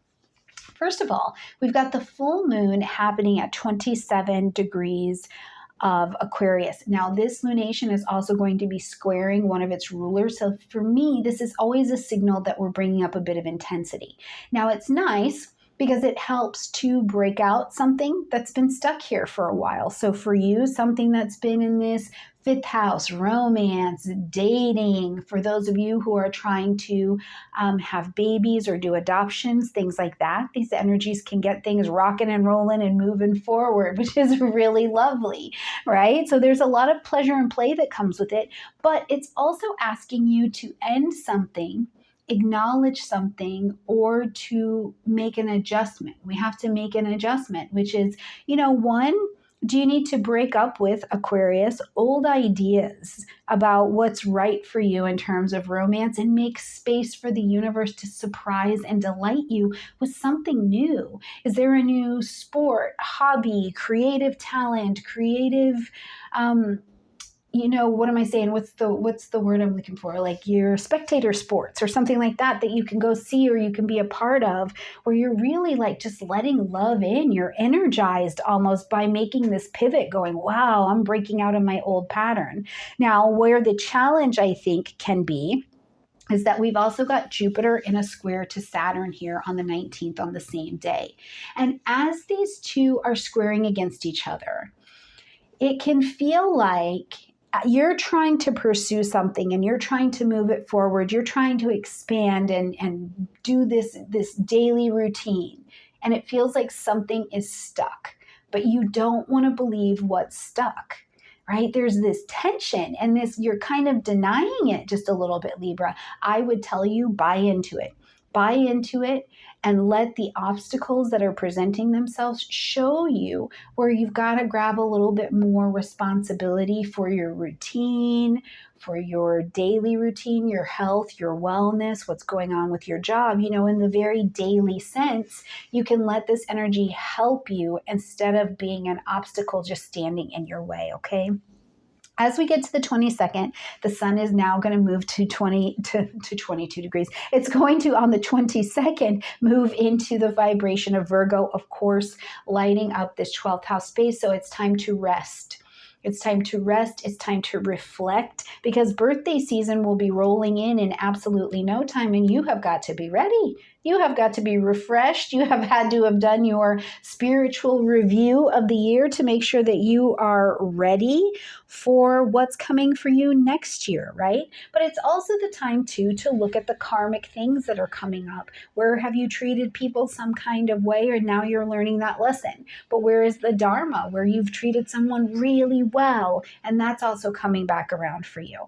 Now, the other thing that I think this season is really important to is that if you have anything that are like mental health concerns, depression, anxiety, addictions of some variety, this would be the time I would be paying a little bit more attention to making sure they are really in alignment. You are really on top of your routines that help you to be the very best that you can be. And if not, make said adjustments, okay?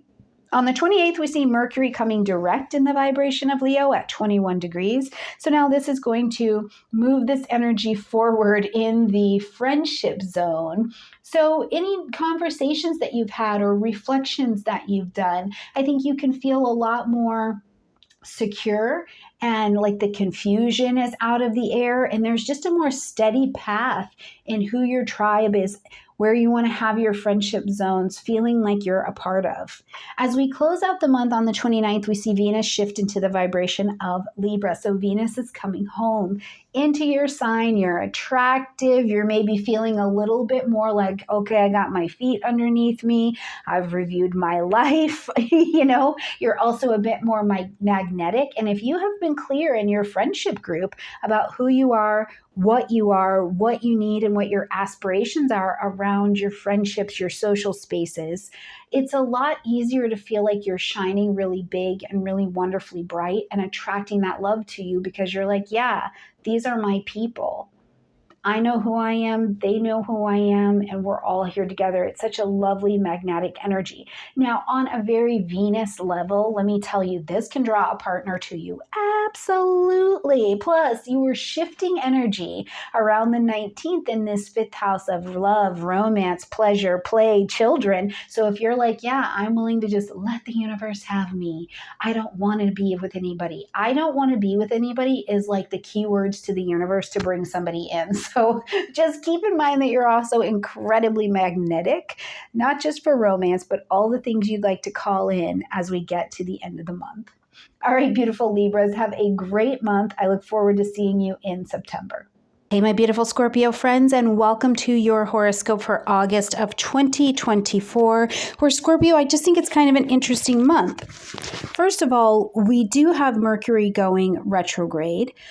We've also got the Jupiter-Saturn square that's going to be happening. And what I think is really impactful for you this month, that may actually be some really good news, is that one of your ruling planets, Mars, is actually in a really nice position this month. And I think that it brings some interesting information for you in terms of things with your financial life, right? So something that's maybe going on, have you been waiting for news on an inheritance or some kind of settlement, or you've been working with workman's comp or something like that, something that has a sense of being an asset maybe you invested in something and you're getting the assets from that at this particular time. So I think that this is a month where in that way, it's like that may actually be something useful where you're like, okay, I'm starting to get a better view of what these investments can do for me, or they're starting to come to me. And now I can make these long-term financial and budgeting plans. If not, the other side of that is that Mars seems to have you in action here in August, in beginning to make investments that can pay off for you later. Now, some of you too, when I say investments, I want to be clear, like, yes, maybe you invested in the stocks, but maybe you took a class. Maybe again, like you have a claim going on, or your partner is got income that's coming to them or some kind of bonus. Whatever it is, from now all the way until September 24, Mars is really working this area, and it's going to come together with Jupiter that is also having the same dance in this area.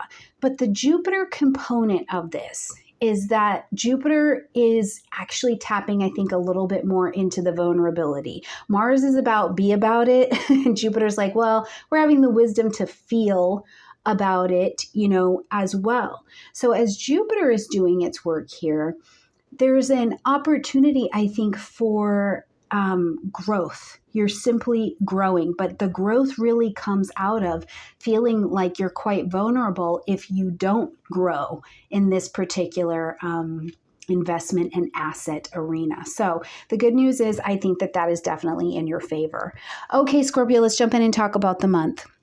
So right here at the beginning of the month on the 4th, we've got a new moon happening at 12 degrees of Leo. And this is actually lighting up your 10th house, the career space. Or it's not just career, but it's also what do we call you in public, your title. Did you used to be, married, now you're divorced? You were unemployed, now you're a teacher. What is the title that we call you as in public, as well as what's going on in your career? Either way, this new moon sees an opportunity for you to not only plant your seeds of intention, to first of all, build something new in your personal but public recognition or reputation recognition space. But I also think it's a great time for you to be thinking about, what is it that you are about? What is your joy that you give and share to the world, Scorpio? Because this is a great time to be looking at that. Planting your seeds of intention at this new moon is like, I want to work in a way that is big. It's very Leo. I want to work in a way where I'm the authority at something that I'm doing, right? There's just a really nice big commitment to a new direction when it comes to your career. Now, also on the same day, we see Venus moving into the vibration of Virgo, and I like this. I like this for you because as Venus gets into Virgo, Scorpio, it lights up your 11th house space. So Venus is attracting to you like a new tribe of people. And that tribe of people is hopefully trying to do the same thing that you are trying to do. Maybe again, you've joined a class and now you're all learning about something. So you have this camaraderie of we're all learning to do this thing together, however haltingly that goes. You're like, we're all doing this together. It's allowing you to feel like you're finding your tribe in some way. I also think that it brings a nice amount of social activity. And with Venus here, it's connection, it's feeling a part of, it's laughter, it's feeling like there's some life again, especially with Venus bringing the pleasure principle to the table. Now, on the 5th, we're going to see that Mercury actually takes its retrograde at 4 degrees of Virgo, so right there in that 11th house space. So as Mercury is retrograding through Virgo from the 5th until the 14th, what happens is that Mercury, like there can be some things are foggy or a little bit confusing or something, or it feels like something's an obstacle. So in that first portion, it can feel like, a social thing that you're trying to do, or if you want to feel a part of, or you have a goal. It just feels like maybe there's some bumps in the road, or you're rethinking, you're having to revisit it. You could also be, Mercury's the head game. You could be like, oh my gosh, I don't know if I really fit in here, which is an interesting experience for humans to have, right? But more than anything, it may have you honestly in a Virgo kind of way taking a look at your financial future connected to a social group that you are working with, because you want this to be the best that it can. Now, to the other side, Virgo does represent health. So again, if you have something going on in your health, like you had a health settlement that was supposed to come to you, or you were taking out a loan to pay for something with a medical group or something like that, this would be in alignment there. But as we get to the 14th, going all the way until the 28th, and we see Mercury moving that retrograde, but back into the Leo space, then we're moving back into the career. So now we're going back to your professional life, your reputation, your ambitions, where there are conversations with authority figures in your life. So I wouldn't be surprised if by the time we get to the 28th of this month, and certainly by the time we arrive at September 11th, in your title that we call you in public, if you haven't had many, many important conversations about changing the dynamics of that particular title, and you're really kicking it in gear here in August. Okay, on the 19th, very busy day. I would put a lot of circles around it on your calendar to just be aware. First of all, we've got the full moon happening at 27 degrees of Aquarius fellow fixed energy, and this particular lunation is going to square against Uranus, one of its ruling planets. So it's giving me the signal that there's a little bit of a rebellion going on here, almost like you are not quite believing what's being shown to you. Like you're kind of like, no, because this is going to be lighting up your 4th house space. And you're like, I don't know. I think I can keep doing things the way that I've been doing them. I don't really believe that anything has to change. You can find yourself in a little bit of a rebellion. It's kind of interesting because you don't want to believe the information that's being shown to you, right? Now, you're just being asked to end, acknowledge, or adjust, make a pivot. So is it time, Scorpio, to be thinking about, is it time to be looking at, or is it time for a move? Are you going to relocate? Are you helping somebody who's a family member do some things? Is there a renovation going on? Definitely at this full moon, many emotional things, even going back to childhood. And I don't care if you're 70 years old. It's like this one can bring up some things around childhood and you're like, whoa, where did that come through? I'm processing that. And the point here is that you can use this full moon to just pivot, to get on course with which is going to help you be the very best version of this and break free from a routine that's maybe not been serving you. Now, on the same day, we see that Jupiter and Saturn come together in their square right here on the 19th as well. And as this comes together, it can be tension. And I think that in particular, this tension for you is around one, trust, and the other, I think, are financial things. If you are not on the same page with your finances, or if you are struggling to feel like you trust yourself or you trust another resource with your finances, even if you're trying to play and have fun and be light a little bit this month, I think that there's just a little bit of internal tension where a structure that was working for you for a very long time is crumbling. And it doesn't mean it has to go away, but it does mean it has to exist really differently.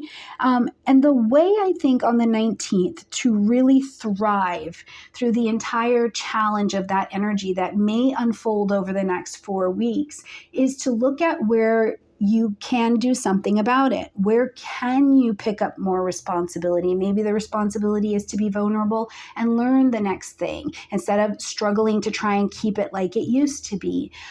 Where can you let go of the things that you can't handle, that you can't do anything about? That is a great way to navigate this particular transit. Now, on the 22nd, we see the sun moving into Virgo, lighting up, of course, this 11th house space. So it's bringing light, heat, life, and vitality. The friendship zone is going to get a little bit more lush at this time. And I hope that for every single one of you Scorpios, you're like, yes, I am feeling more connected to the tribe. I'm feeling more connected to something social that helps me, achieve the ambitions that I want in this area of my chart. For some of you, you may be learning to do things in the digital revolution, and good on you, because it's the new wave of business. So you might really be in the thick of learning it. On the 28th, things get a little bit easier because Mercury comes direct at that 21 degrees of Leo. So here in that 10th house space again, hopefully you've had any conversations professionally that you need to. You've made any changes so that your reputation is really well known and the best that it can be in any way. I hope that in some way the retrograde has also reconnected to you, to your sense of play and the sense of being that beautiful child, you know, the more mature version, obviously, of that beautiful child that you once were, that you maybe never had the opportunity to really fully, Leo, express. As we close out the month on the 29th, we see Venus stepping into Libra.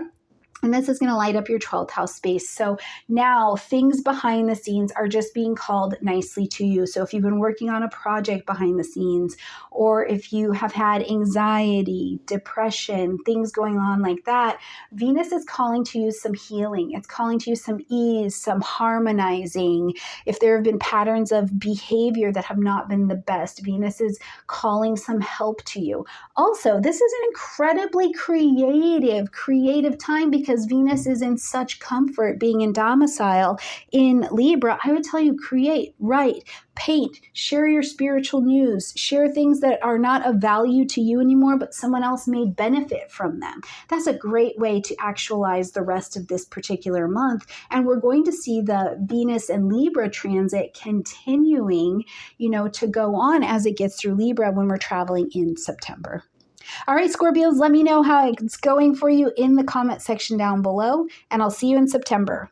My beautiful Sagittarian friends, and welcome to your horoscope for August of 2024. We're Sagittarius. I think that this is a busy, bumpy, but doable month for sure. And I want to get in and start talking about it right away because there are changes to what you desire, what your own ambitions are for you to expand out, for your next realm of expansion.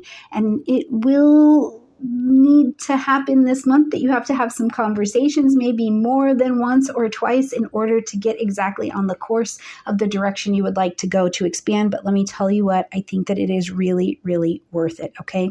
Right at the beginning of the month, Sagittarius, on the 4th, we have got a new moon happening at 12 degrees of Leo, and this is lighting up your 9th house space of expansion. So first thing to note here is that you're planting your seeds of intention to begin something new. It's about you going beyond your own current horizons. That's the beyond your own horizons of things that you have believed. Maybe you're going to the next level in some kind of academic or certification pursuit. For people too, this could be things having to do with legalities or publishing, marketing, broadcasting, international travel, long distance relationships, immigration. It's all in there. It's about getting bigger and what you want to be doing for yourself because you're making a commitment. You know, you've had 8 months to gather a lot of information about yourself, see yourself in experiences, and decide a direction that you would like to go. Now, one thing I do want to suggest is you have all this 9th house vibration going on at this particular time, and we're going to see the retrograde go through here as well. Go places you've never been, Sagittarius. Go try some things you've just never done. You know, if you have never been to that shoe shop at the end of the street, or you've never been to that store on the corner that you know they sell coins or they do something with coins, just go in and check it out. These are great practical ways from your practical Taurus astrologer to really use this expansive energy and learn a little bit about yourself, because it's going to help you both personally and professionally to see how you'd like to expand, which is also important because on the same day we see Venus moving into Virgo. And Venus moving into Virgo is going to get your career sector, your ambitions, your reputation, what we call you in public, it's going to get it in order, okay? It is going to get it in order. It is like, here are our priorities, here's what we need to do, here's the discernment we need to make. Some of you with this Venus moving into Virgo and getting together, it may be just as simple and as practical as you're actually getting your schedule together. You know, you're like, I'm going to be working Monday through Friday, this time to this time, but I don't do Saturdays. You know, whatever it is, it could be very simple things. But likely with Venus here, it's attracting the schedule to you that you would like. And even if you have to ask for changes, I think you're being received, Sagittarius, this month really very well. And likely it's because you have shown up well in the past, okay? Now, as we get to the 5th, we are going to see Mercury taking that retrograde at 4 degrees of Virgo. So I'm telling you, if you made the schedule and then you get the schedule, and you notice that there's a mishap, you're like, nope, I said I don't work on Saturdays, but your boss has put you down on Saturdays. It's okay. Just go and have the conversation. Or if you're like, whoa, I made the whole schedule and I realize I can't actually work on Tuesdays, I've got a class, or the kids have this, whatever it is, you may be doing a lot of moving around of that, especially between the 5th and the 14th while Mercury is retrograding through this 10th house area. You could be reviewing big projects, even jobs that you want to have, careers that you want to be in. So make a lot of space to be in review mode. Now, from the 14th through the 28th, we're going to see Mercury takes that retrograde back into Leo. And now we're back into the question of your expansion. Okay. So you're pursuing some kind of expansion, whether it's philosophical, spiritual, travel, academic, but there's some confusion. Something is like not clear in how you're going to be able to get that done. Gather the information, and at the end of the month, I think you can feel better about making any big decisions about what needs to stay and what needs to go. As we get to the 19th, big day, lots of energy. First of all, we've got the full moon happening at 27 degrees of Aquarius, squaring one of its ruling planets, Uranus. So this is an energy that gives me the signal that it's like, okay, in the 3rd house, which is your communication, learning, speaking, writing, networking group, there's a challenge. There's some kind of rebellion going on here. You are really stimulated in this area. Maybe you've got people flowing back into your network, and there's something going on with neighbors or siblings. There's some kind of heavy socializing going on, and you need to navigate that. It doesn't mean that it's bad. It just means that it's really busy. And you may find yourself going in multiple directions, Sagittarius, but the point at this full moon is for you to end something, acknowledge something, or to adjust and pivot in a different direction. Now, for some of you, I do think the full moon is also, again, very practical. It's in Aquarius, it's a fixed energy. So you might just be signing a new lease or a new contract for a house or something like that. But on the same day, we've got Jupiter and Saturn in a square. So when it comes to relationships, even relationships in your own home, relationships with your parents, all things domestic, real estate, these kinds of things, you may find that you are in a clash. There's some kind of tension that's here, or something that was a structure that worked for a very long time is like not working anymore. So let's just say, for example, you move in, you got a new roommate, or you got new neighbors or something like that, or your parents move in, or you move in with them, or whatever that looks like, and something is breaking down. The point here will be to really accept responsibility for what you can do and for what is yours, and to let go of that which you cannot control. That is going to be the best way, I think, to really navigate this particular transit, because the tension, more so than anything, is asking you the question of, what do you need to be responsible for on your side in order for you to feel good about being you? On the 22nd, we see the sun moving into Virgo, bringing all this light, heat, life, and vitality, lots of motivation into your career space. So I think things are on, they're rocking and rolling, they're moving, and you're able to really take advantage of that energy. When we get to the 28th, we see Mercury coming direct at that 21 degrees of Leo. Now you feel more comfortable making decisions or pushing anything forward as it has to do with your expansion. And as we close out the month, we're going to see that Venus moves into the vibration of Libra. And I think that this is really helpful for you, Sagittarius. If anything has gone sideways in the friendship zone or in the social zone, Venus comes in as adding like a little healing salve, bringing a harmony to the space. But also, what a wonderful thing that it's a new energy. It could be just attracting new friends to you, new social opportunities, new chances for you to find and really be loved on by the people that are your tribe. So let me know how the month goes, Sagittarius. I'm really curious to see what you got into, what you got out of, and where you are going. All right, Sag, I'll see you in September.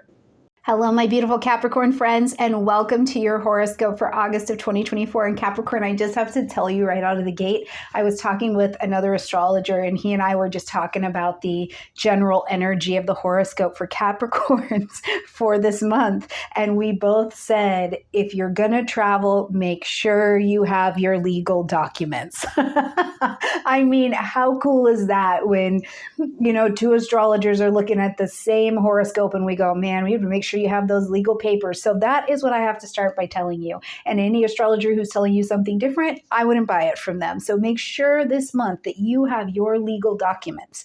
Make sure that if you're traveling, you definitely have that passport. If your one parent is taking the child and traveling without the other parent, make sure you've got that notarized piece of paper saying that the one parent can travel with the other.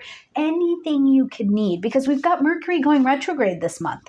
And it just leaves room for needing to do these kinds of reviews. Now, the other thing that we've got going on is all of this brilliant Leo energy. And this has to do a lot with investments that you've made, whether they are wealth and asset investments or a settlement. But I also think that there's a fair amount of conversation just going around about the investment of intimacy in your relationships. What's going on in your relationships? And this includes the relationships that are sexual as well. We're talking vulnerability at a more intimate level, something that you are connected to.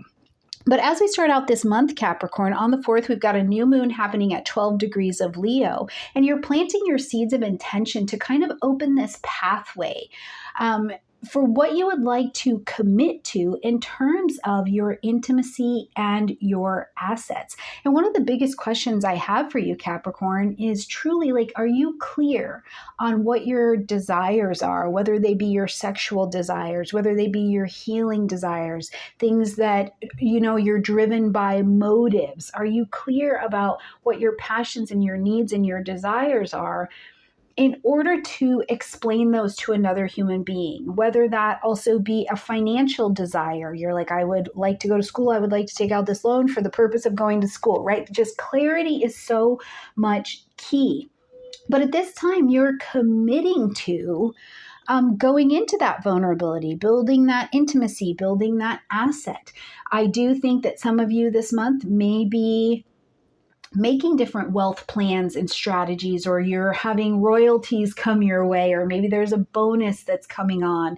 Are you getting your first business credit card? Whatever it is, that energy is very much so on the table. For others of you at this new moon, you may be willing to plant your seeds of intention to begin a really genuine, serious commitment with another person. And I'm really excited to see what kind of wealth that brings into your life as well. Now, on the same day, we've got Venus moving into the vibration of Virgo, lighting up this 9th house space for you. And this is where, myself and this other astrologer were like, okay, so there's going to be some travel. This looks good. So if there is some travel going on for you, publishing, marketing, broadcast, whatever travel happens to look like for you, it can be really happy. It can be really joyful, because Venus is actually attracting in the best time ever. That's Virgo, the best time ever. So you may have this opportunity to really be attracting some ease to your journey. Maybe you're going to connect with people you have relationships with,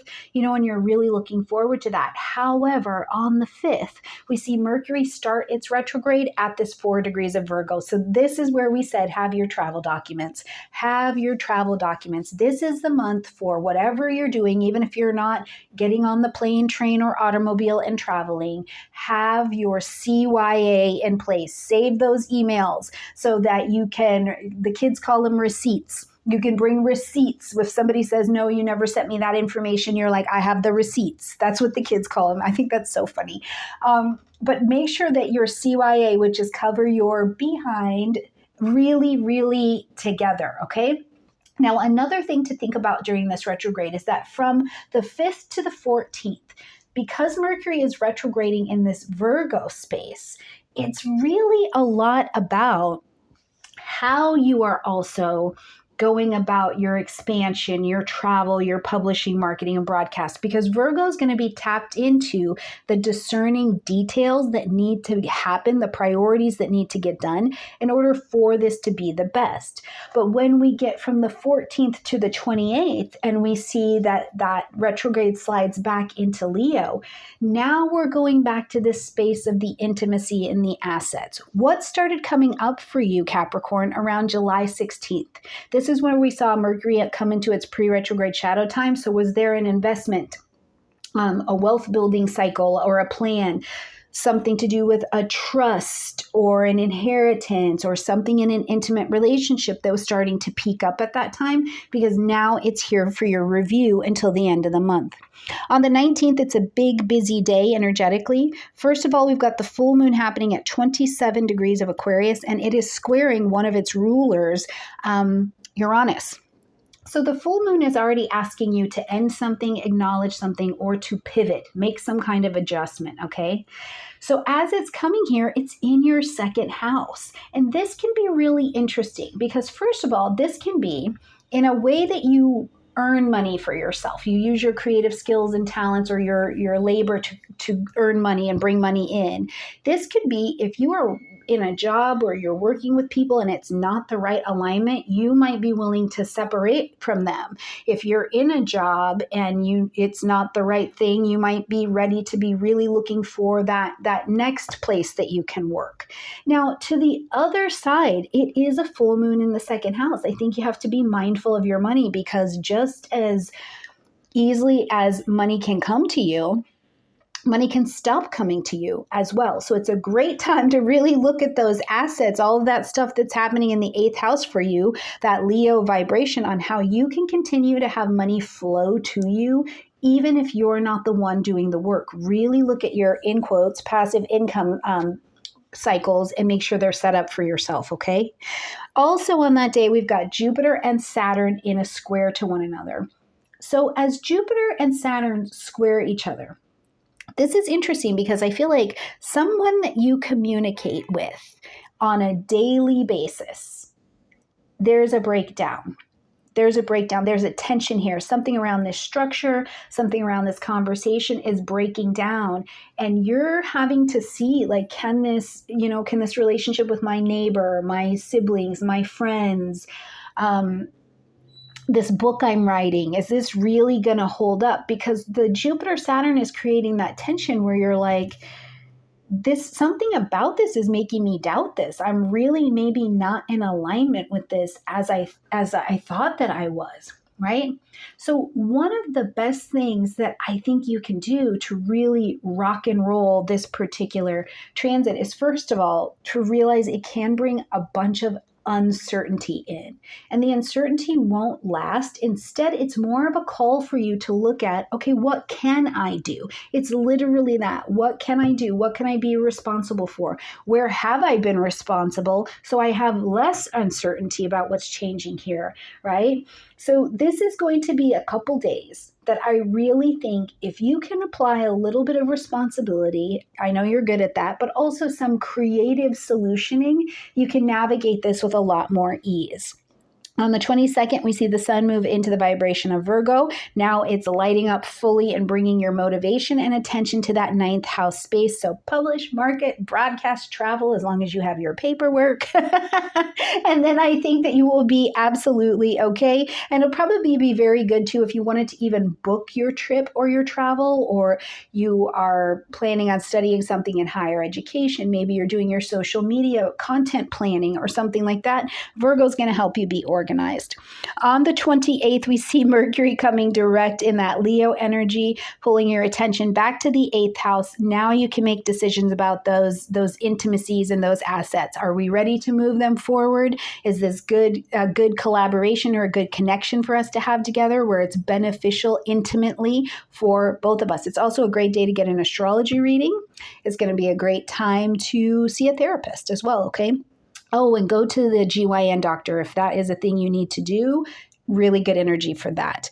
As we close out the month on the 29th, Venus is going to be traveling through the vibration of Libra, lighting up your 10th house space. Now, this is our first besides the node, this is going to be our first kind of Venus coming through, waving the flag, saying, I'm making the 10th house, I'm making your career or your reputation, your title that we call you in public. I'm making this area warm and cozy and attractive, and I'm bringing the kind of relationships we need here that are going to be best for us, and we can go the distance with these relationships. So I wouldn't be surprised as we come to the end of the month and rolling into September, if the changes that you made, especially around your career, your connection, people you maybe intimately were connected to, if you've broken it off or got it in alignment here in August and September, you're stepping into the delicious sweetness of it.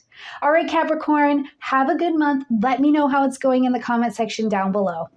Absolutely beautiful Aquarian friends, and welcome to your horoscope for August of 2024. We're Aquarius. We have got a full moon that's going to be happening in your sign and a new moon calling you to make a new commitment to the conscious chosen one-on-one relationships in your life. And we have plenty of review about which are the best relationships and the best relationship dynamics, especially for you to be working with this month. We will see Mercury go retrograde, so everything's not going to happen in a straight line. It's just not a straight line month. I think it's a little bit bumpy, and you can feel like you're pulled in a couple different directions. But what I'm going to say is take your time, look around, think about what it is that you really want to bring into your life, where there are issues of trust or vulnerability and they present themselves. Don't let them be obstacles. Let them be learning opportunities, okay?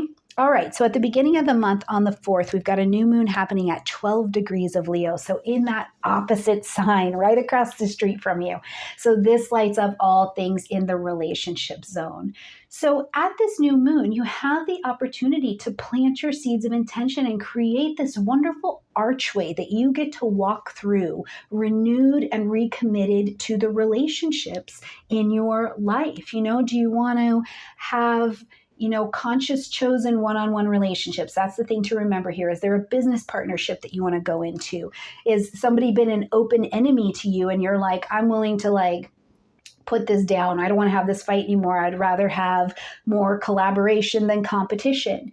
Is there some kind of romance that you want to take it to the next level? We're not just dating anymore. This is an us now. Whatever it is, where there has to be some kind of conversation or negotiation around relationship, this is a great transit to plant your seeds of intention, to commit to doing the work, to having that. Because having a healthy relationship, and in the Libra space, we're looking to also make long-term commitments, there has to be some negotiation. We have to be thinking about that. We have to be having the courage to love big, like that beautiful energy of Leo, but also to not lose our own voice, but also not be so independent we don't hear the other person, right? So it's this mix of genuinely practicing relationships.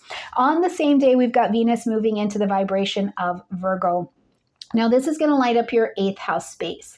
So as Venus is traveling here, I think that it makes this whole month and this whole experience of your relationships a little bit easier. Venus is kind of bringing in a little bit of a salve to the table where you felt like maybe you have had trust issues, or you've been a bit afraid of intimacy, or you've been waiting for your intimacy to blossom. In the 8th house as well, we do things like assets, investments, inheritance, taxes. We do all of those things. This can be an energy where all of this is being made just a little bit easier for you to navigate, which is great. However, on the 5th, we are going to see that Mercury starts its retrograde at 4 degrees of Virgo. So yes, we're getting in there. You're growing to this next place. You're making different decisions about partnerships and vulnerability and intimacy. But also, you're going to have to review it. This Mercury retrograde is just going to be a beautiful opportunity between the 5th and the 14th to look at if there is anything that is unclear. You're reunioning, re-editing, revising. Is there a contract? Is there a passive income stream? Is there intimacy with your partner or with yourself or even with a therapist? And you're needing to review it to make sure that the information is true, it is current, and it is the very best that it can be, because you want Virgo to be the very best that you can be. Now, from the 14th to the 28th, we see Mercury sliding that retrograde back into the vibration of Leo. So now we are going to go back to these themes and these vibrations of those relationships. Okay, so if there's any kind of confusion or lack of confidence, or you're having to renegotiate anything, partnerships, contracts, any of that kind of stuff, this is going to be the time to do it. And don't get too stressed about it, is what I can say. Let Mercury come out of retrograde at the end of the month, and I think you can move with a lot more clarity. Treat the retrograde like an information gathering kind of mission, and I think you can navigate with a bit more ease. All right, when we get to the 19th, it's a busy day. First of all, we've got the full moon happening at 27 degrees of your sign, squaring one of your rulers, Uranus. Woof, this is a rebellion. Even you can get shocked by the planet of change sometimes. And I think that this definitely brings that to the table. First and foremost, the full moon is asking us to end something, acknowledge something, or to make an adjustment. We need to pivot in some way, okay? And for you, Aquarius, it's kind of an interesting dynamic as we look at it, because with the full moon, a piece of me wants to say, have you been in hiding? You know, you've been hiding a bit. You've been doing the behind the scenes kind of thing. And now it's time for you to be coming out, stepping forward, being like, my name is Aquarius. I did that. You know, I do these things. It's really kind of this, you're not in the shadows anymore. The other thing is that I think it's really empowering, because this is a relationship axis. It's the dynamic of you in the first house and your relations in the seventh house. So where you've needed to step up, share your own voice, be your own individual, even amongst a group, I think you have the opportunity to be able to do this and pivot at that full moon. The other thing about it is that we've got Jupiter and Saturn in a square here at the same time. So as Jupiter and Saturn are squaring in this particular dynamic, when it comes to things like your money, your resources in general, I think, maybe a job that you're doing, what brings you joy, right? This connection to it, this may be a day where you are saying, here's how I really feel about this. Here's what I would really like to do. Here's how I need to pivot. But whatever it is, Jupiter and Saturn are showing you that some structure is not working anymore. It's breaking down. It can leave a little bit of uncertainty, but the thing I think is amazing is that you're standing up so much more empowered, but you have to lead. That's the thing about this transit. You have to lead. You have to go, I'm responsible for this. This is mine. I can move this forward. And you're also responsible, Aquarius, for leaving alone what is not actually yours to handle. And one of the big things is, I think you're also responsible for letting yourself be seen in a magnificent light for who you are, what you've done, how you share, and just for being you. So if that's something you've struggled with, please let me know that in the comment section down below, Aquarius, because I want us all to take a minute to just celebrate you stepping up into your power, into that energy. On the 22nd, the sun moves into Virgo, again, bringing all of this motivation and energy to that 8th house. On the 28th, we see Mercury coming direct in the vibration of Leo. So the 7th house is still rocking and rolling, but now you might feel more confident, you know, making decisions to move things forward.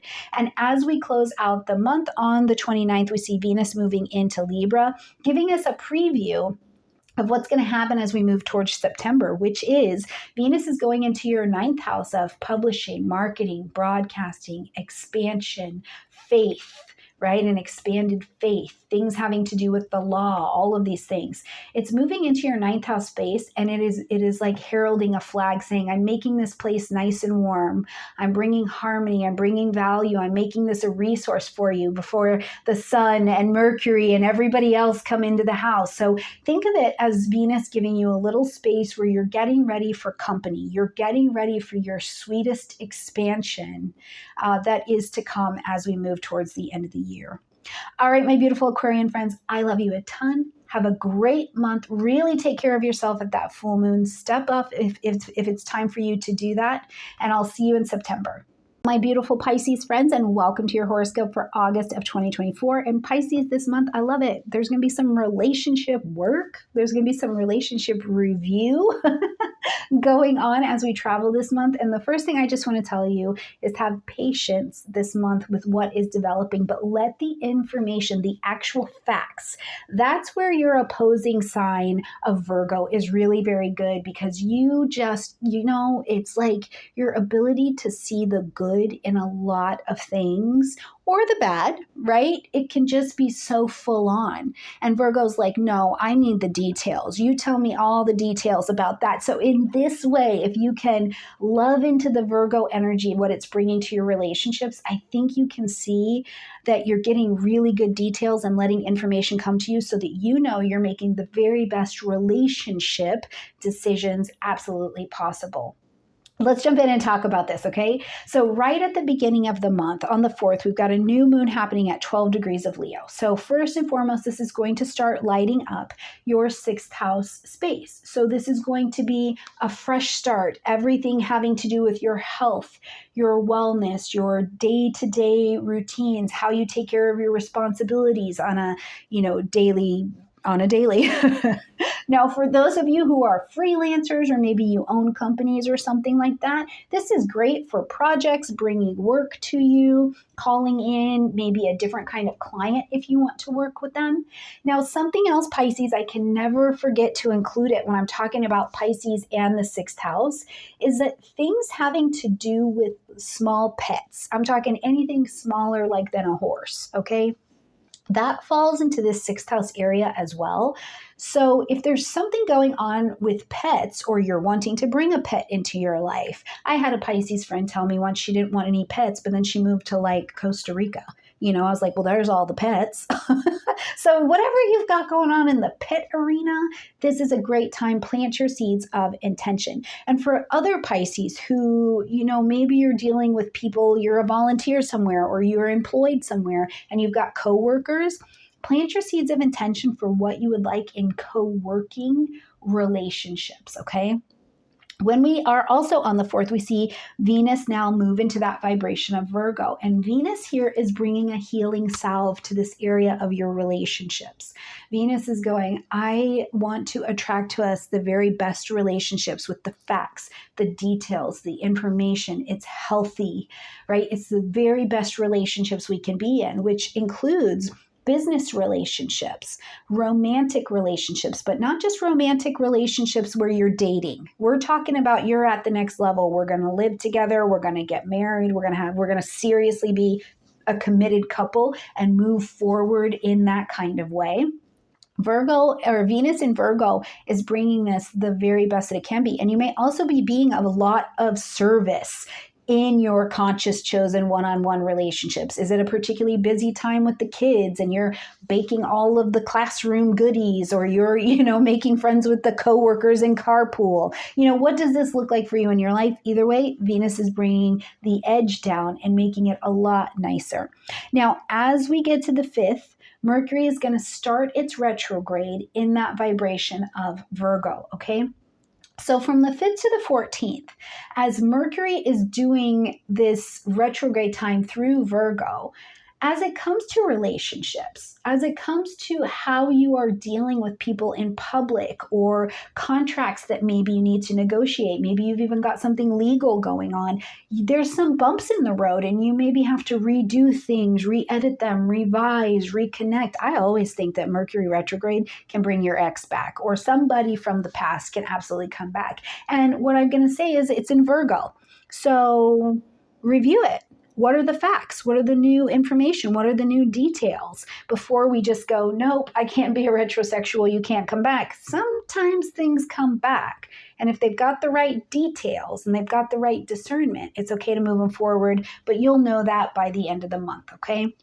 When we get to the 14th, though, going all the way to the 28th, now we see that Mercury has moved back into its retrograde into the Leo position. So now we're back to the 6th house. I would really caution you to pay attention to your physical health and wellness, including your mental health and wellness, okay? What does your daily routine look like? How are you taking care of yourself? How are you running your business? What kind of employee are you being on a day-to-day basis? And mostly, do you have a daily routine that you like and you love and it makes space for you to be joyful in?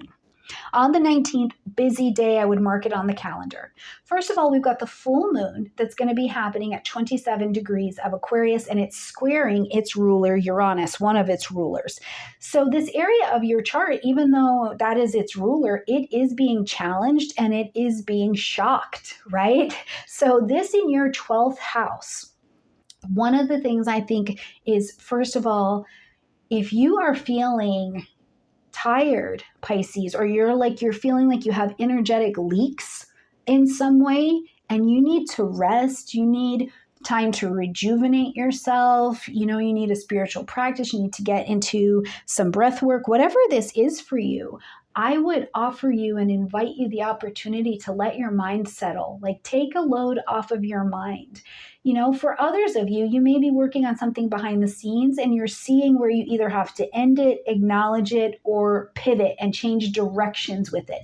Because there can also be, with this Uranian energy, there's like a secret, something you didn't know, something that presents itself that you're like, well, this changes my entire relationship to this particular thing. And that doesn't mean that it's bad. You can be like, oh my gosh, I forgot that I had this, and this is exactly what I need to move something forward, right? Or maybe the ex comes back and you learn that they really got their life together, but really be looking at that one, okay?